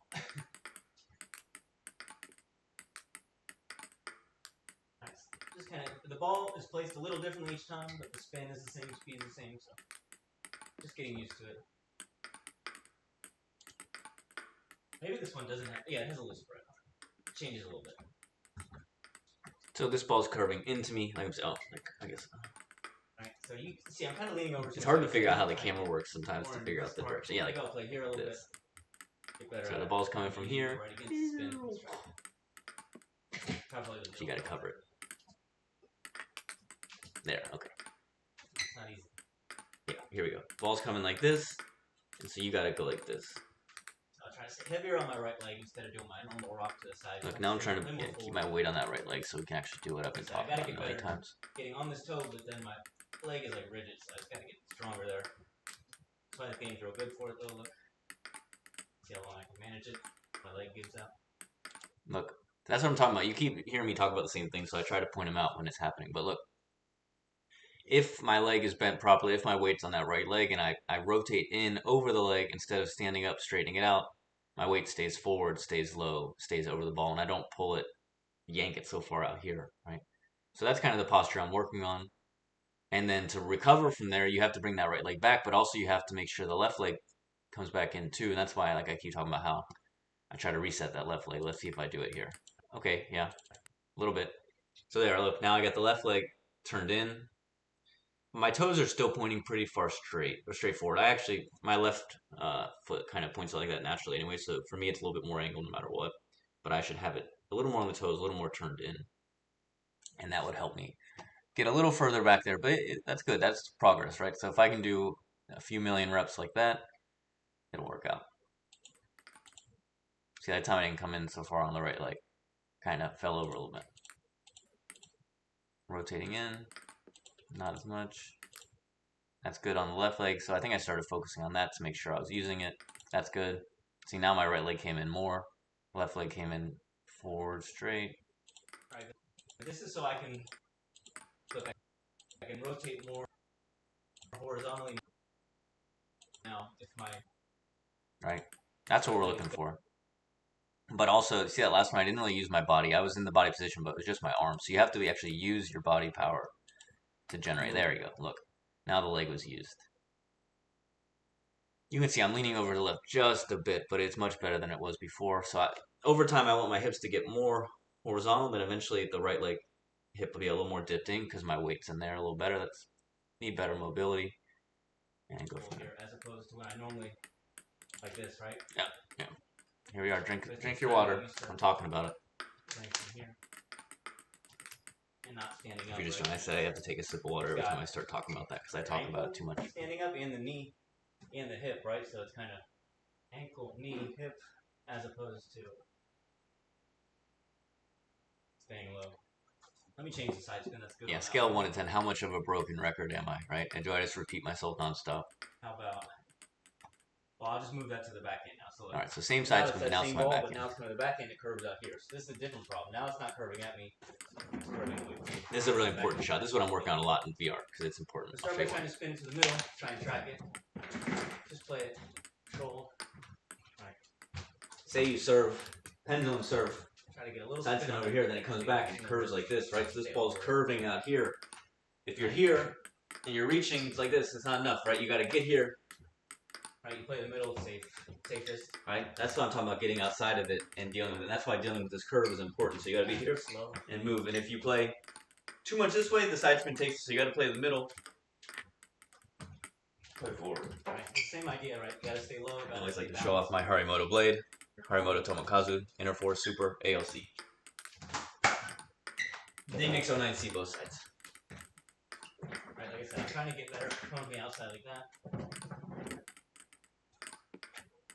Put my airplane headphones back in, my fancy so earbuds that wasn't given to me. Whenever they hand out free earphones in a flight, I'm going to grab a pair. Why not? Same with blankets, right? So you're going to give them out. Oh, you're not supposed to keep the blankets, are you? Huh? Alright, that's good for that. Other side spin. The earphones are yours, for the record. They give them to you. They're not going to wash the earphones and give them to people, put them back in their ears. This one curves away now, right? All right, now this now it's change. Like someone's doing a tomahawk serve at you, or a real side spinny. So like a backhand serve or a tomahawk from a right-hander. Practice in this game. I got enough space these days. I mean, or a forehand from a right-hander. Should be nice, right? Maybe someday I'll get the full space. That's when you can really play the game. I think at the highest level. They play from way back there. Let's see what it feels like for a second. So here I'm testing playing far away, but I don't have space to play a real shot. I'm just trying to feel it. The ball from back here, basically. It's crazy. I can see why though. So I'm gonna have to figure out a way to get more space. So the top players in this game, they have a lot of space and they back up there later in the rally, kind of like in real life, but in the game they do it, and that's when they can really hit the really strong, spinny, fast shots. And also they can deal with people's really strong, spinny shots back there because the curve kind of figures itself out. When you're trying to play against those people on the table, it's really hard. Cool. All right, let me do some. Let's actually do it. Here I gotta stay forward. So I gotta reset. I'm trying to play close to my body, not get like this. Because if you go like this, look. Well, if you touch this ball, well, if I can touch the ball, I should say. Right, it spins out there. So you either gotta get some spin over the top like this, and go forward to the middle, or you can hook it a little more, play a little slower. So this seems simple, but if you would have watched like my streams from even a few days ago, I was missing this ball a lot. Now I'm starting to make it. Same idea. This one's curving this way, so it's kind of hard because you gotta line yourself up. Try to stay confident. It tests your ability to judge the flight path and adjust and have like a repeatable stroke.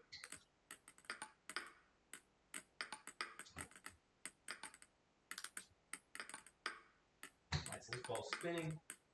And think about too, so like I talk about with this hip thing, if you're straightening at the leg, extending your hip and falling over to your left, and this ball's going to your right, it's two things moving away from each other. How would you hit a consistent shot there? So you have to be there, at least staying there as it moves away from you or adjusting. You have to even get closer to it.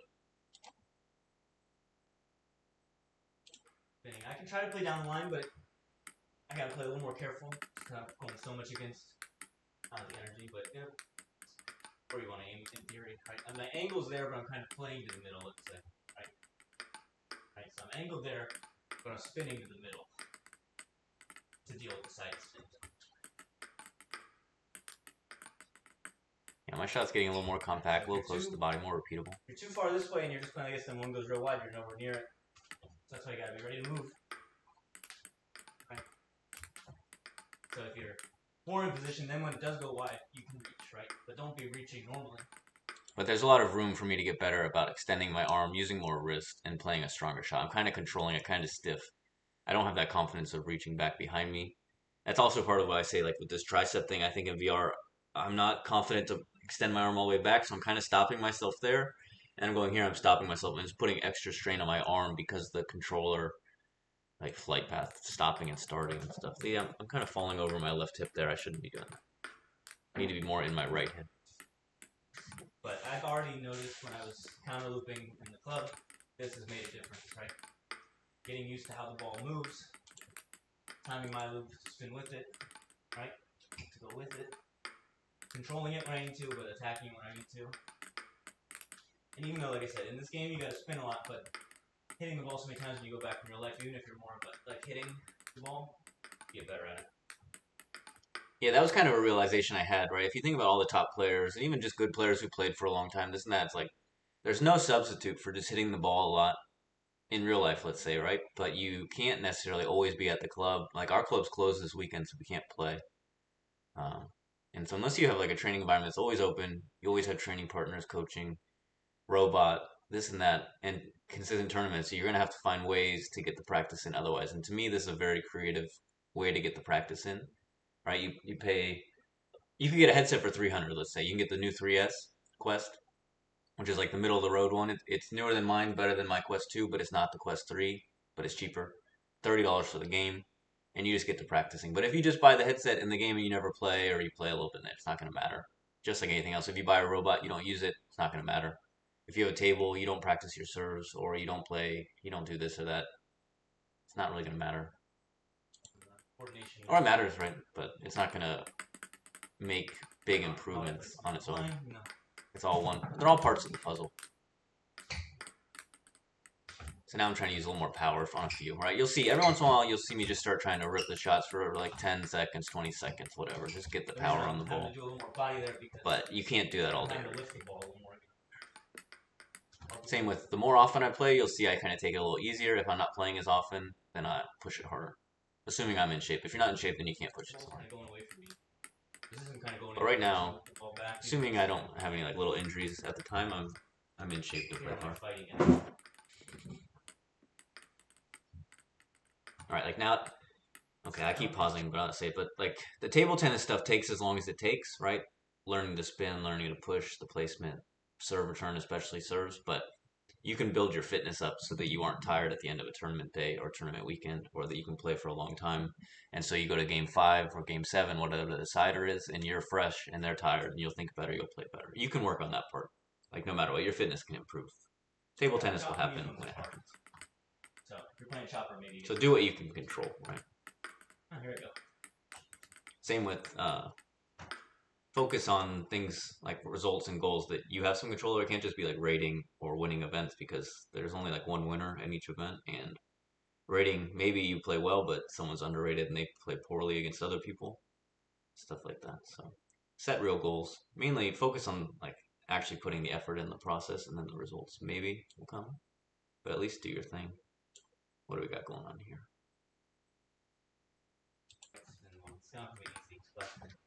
Now I've got it going both sides, so I'm just trying to block it a little bit, the side spin loops to both sides. Good kind of train. Move a little bit left and right. Keep your balance forward. Right, trying to get used to playing lower even on blocking. I think tracking the spinny ball is good. Because you don't want your block positioning, both your body and your arm and hand, to be so different from your countering, because then you can't just like choose between the two at the right time. You have to get so many reps of different stuff. Here, just like a robot or a multi-ball or whatever, but I try to play this backhand more across the table. Like, why do you do that? I'm going to try to aim myself. I used to use this webcam for recording the play, and it would drive me nuts how the light would go up and down on it. So it's no surprise it's bothering me here, but tried to adjust that by moving that a little bit, but it didn't work. Kind of scraped it.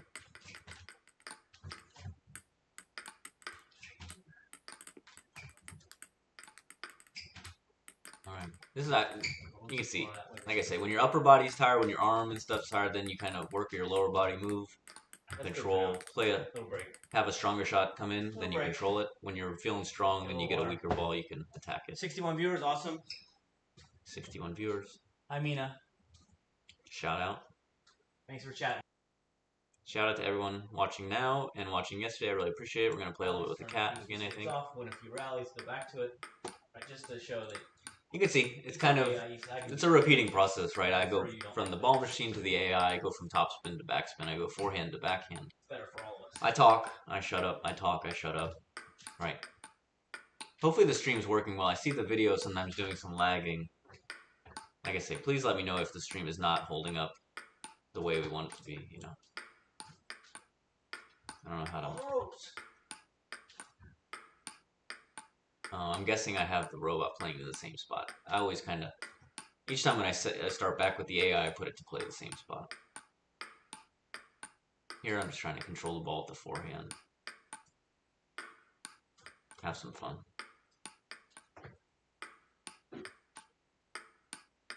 Oh, nice, you got me. You got me. Change to play my backhand. So I do plan on doing more streams like this. I'll try and basically record practice each week and then do an analysis stream. Maybe not so in-depth as this one, as far as maybe I'll skip through a little more once we've got the basics covered. And then I'll try and plan a stream each week where I really just focus on basic shots for beginners. Because at least you could learn how to play a little better by watching me play here.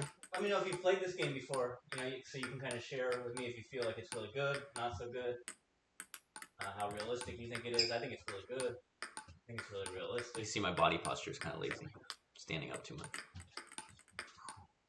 Otherwise, I wouldn't be sitting here playing it. I think I get a different angle on the AI. Let's show that for a second, but I'm not going to make you watch me play the AI forever, because like I said, it's kind of... I'm trying to get a good angle so you can see me playing it. That's our friend the kitty cat. If you want to name the kitty cat, no one wanted to name the kitty cat yesterday, so you still have a chance. You can see the screen a little better now, kitty cat. Right, so I can stop saying kitty cat and I can give it a name. I would appreciate it.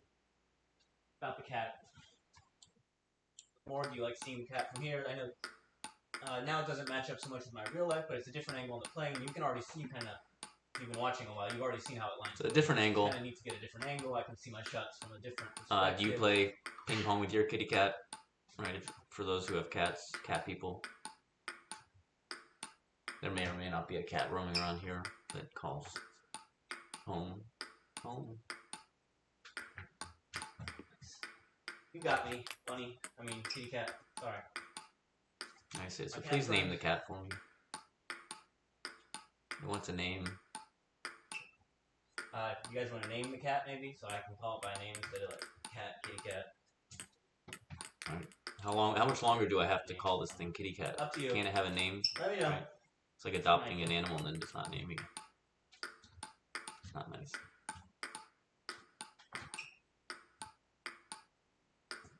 Just practicing my all-around defense and control. Sometimes it's just, that's the nature of the game, right? You just turn on the game, have fun, and relax.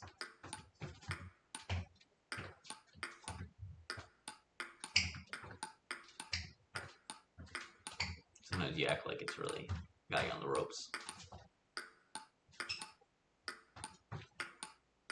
But if you like the game of ping pong and table tennis, really, you have to try this sometime. Either if you know someone who has a headset, try to get the game on there.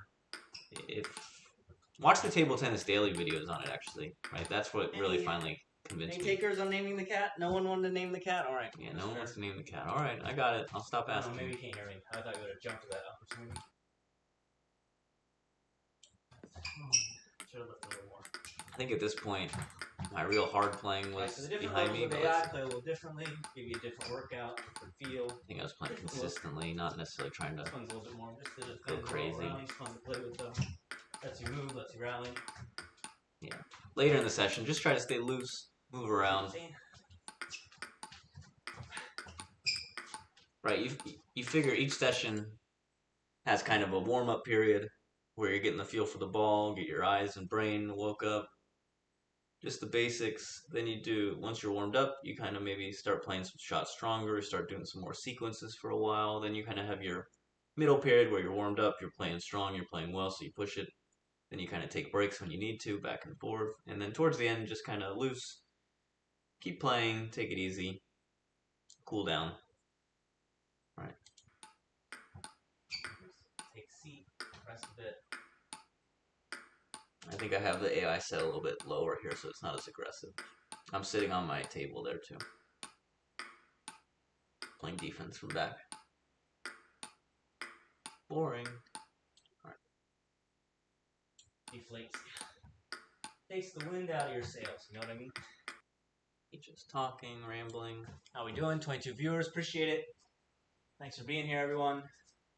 I appreciate you. Let's see, what am I giving a shout out? Right. How we doing? 22 viewers, appreciate it. Thanks for being here, everyone. I appreciate JFan1, Gav, and Mina. Shout out, shout out, shout out. Carwedo for saying hi in the chat. Alright, got the ball machine back a little more. Oh, here we go. Okay, a little bit of footwork done today. So like I said, now at this point my arm was like really practically about falling off. Alright, so when your arm's falling off, then you find an easy drill, practice some footwork, practice some feel before you call it a day. Right? So look. Yeah. It's been hard. Well, actually, do a little bit of footwork stuff. Right? Like I say, whenever if your upper body's sore, then do some footwork stuff. Your lower body's sore, do some more like feel. Alright, no one's not going to say I don't repeat myself a lot. I know that. Do whatever you want. It's not my advice.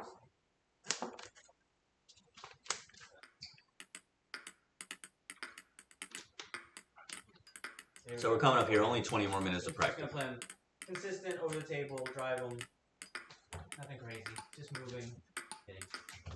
Playing loose. So forehand and forehand middle. Right, forehand wide, not even that wide, but just regular forehand, middle forehand. Both focused. Stay balanced, stay moving. Same idea, right? Just get used to it. Little by little. You can see what I'm talking about with that leg. Huh? Trying to keep my other arm compact. This is my other arm to practice some balance. Get my weight over here a little more. Let's see if it helps. Excuse me. That's why I say if the arm's so good, you can practice different stuff. And if I wasn't recording, no one would even know I was doing something silly like this. I think it's helpful. So I'd say we probably got about 15 more minutes here, max. Then I'll cut the stream for a while. Then I'll come back later, hopefully play a bit. But no promises on playing today. I might have to make a game time decision, just rest my arm, because like I said, tomorrow the training starts again. So we'll see. Good. A little burst. I'm gonna try to train during the week. I'll do a video at night, a stream, stuff, right? You don't late night. Thursdays we'll try around 6 p.m. with my friends. focusing on movement. Probably no tournament matches. Kind of pushing my system a little more.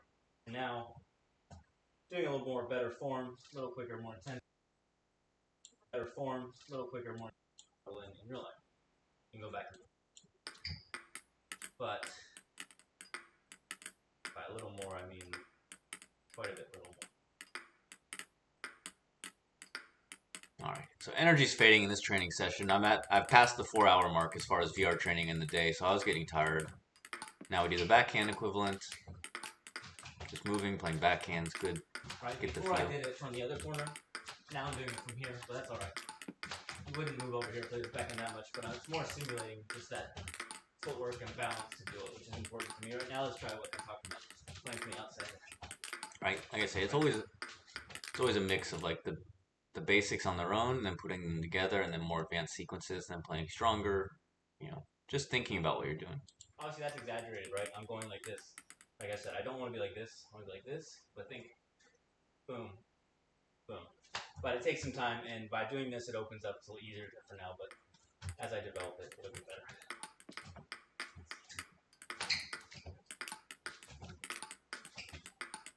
Right. If I do 3 points, that'd be my no shot Alamian practice. He plays backhand all over the table, left-hander.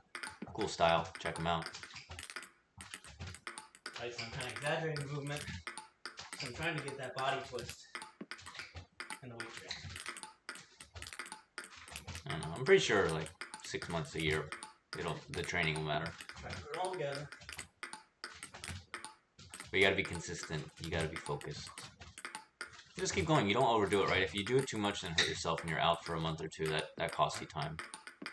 Same with, if you've trained a lot, then you need to just play matches. Not just play matches, but you need to focus on that. And if you've only played matches and you're whatever, then you need to work on some stuff. Pretty sure we're getting close to the end here. Let's see. What am I talking about? I don't care.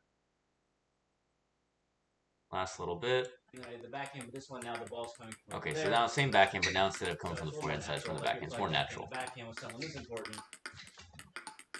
Alright, try to stay loose. You'll see, sometimes I adjust my grip. Just kind of practice playing loose because many reasons. Try to get a good feel, try to figure out what's the best grip. You know, obviously this controller's not exactly like my racket, so I have to find different things and just get the feel for it. You know, it's for experimenting, right, the VR. So you gotta try different ways and then look at how much spin it's on there, what direction, see how other people react to it. So I want to be playing this a little close to my chest. My chest should be a little further down. My arm should be, instead of like this, more like this, I think. Same with like serving, right? If you look at pros, they're actually serving more like this, not like down here. It's like here, close to the chest. So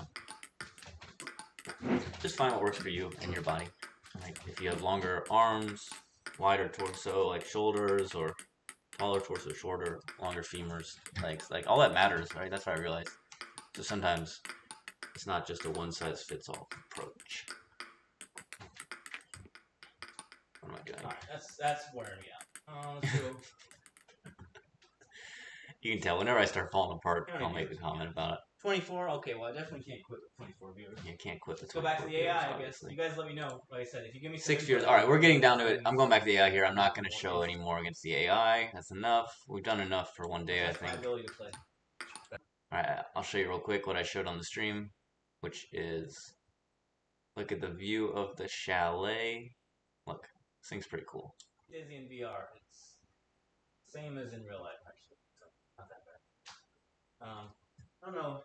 Let's see if I can show you the view of the chalet. Yeah, look at this real quick, and then we'll be done for the day on the analysis. Thank you so much to everyone who's watched and been here with me throughout this time, and the likes. And if you enjoyed it, please like and subscribe. I'll be back for more. Look. But look at this. Check this out. Check out the view I got. Alright, that's hard to cool. beat. Hard to beat that view. Here, watch this too. Mountains in Florida. It's pretty rad. Either good or bad. I'm not sure. Yeah, here I am. Alright. But I got it. Oh no, we've gone streamception, faceception. See, look, you can see out the window. We're 3 layers into the dream. More like a nightmare. Oh my goodness. Way out here. Alright. We're exploring the universe out here. So if you're watching, I appreciate it. Say hi. I don't know where I'm going. Never been out here before, but the view is amazing out here. So let's go back inside the chalet. Sure, I'm getting a little nervous. A little afraid of heights. All right, that's enough. Anyway, it looks awesome out there. It's enough of Really my cool face. game developed. For one day, I think One more everyone. Wouldn't we time. all We're agree? in Florida, but we got to view the mountains. Yes. Here I am That's the repeating power myself of as VR. usual. So I'm done for the day, I think. Let's see if I say goodbye. Keep doing some of the stuff I'm doing.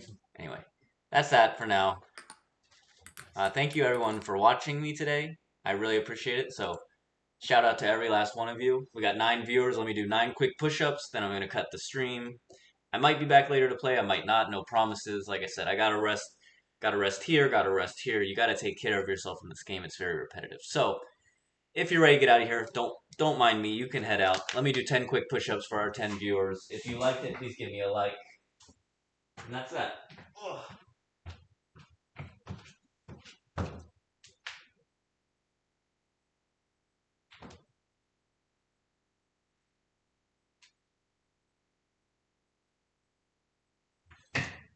So together, hopefully we'll improve our table tennis games. Please ask me questions about table tennis, virtual reality or real equipment, all that stuff. I'm happy to answer. If you need table tennis equipment, please find my megaspin.net affiliate link in my profile and go there. If you're ever in the Tampa Bay area, look for our Sunrise Table Tennis website so you can check out our club practice schedule, train with my coach Gary Freeman. And if you're playing VR, check us out, 11 VR, check out the stream, and let's do it. All right, so thank you to everyone for being here. I appreciate it so much. Thank you. 2 thumbs up. If I had more thumbs, give them to you. And I'll see you all next time.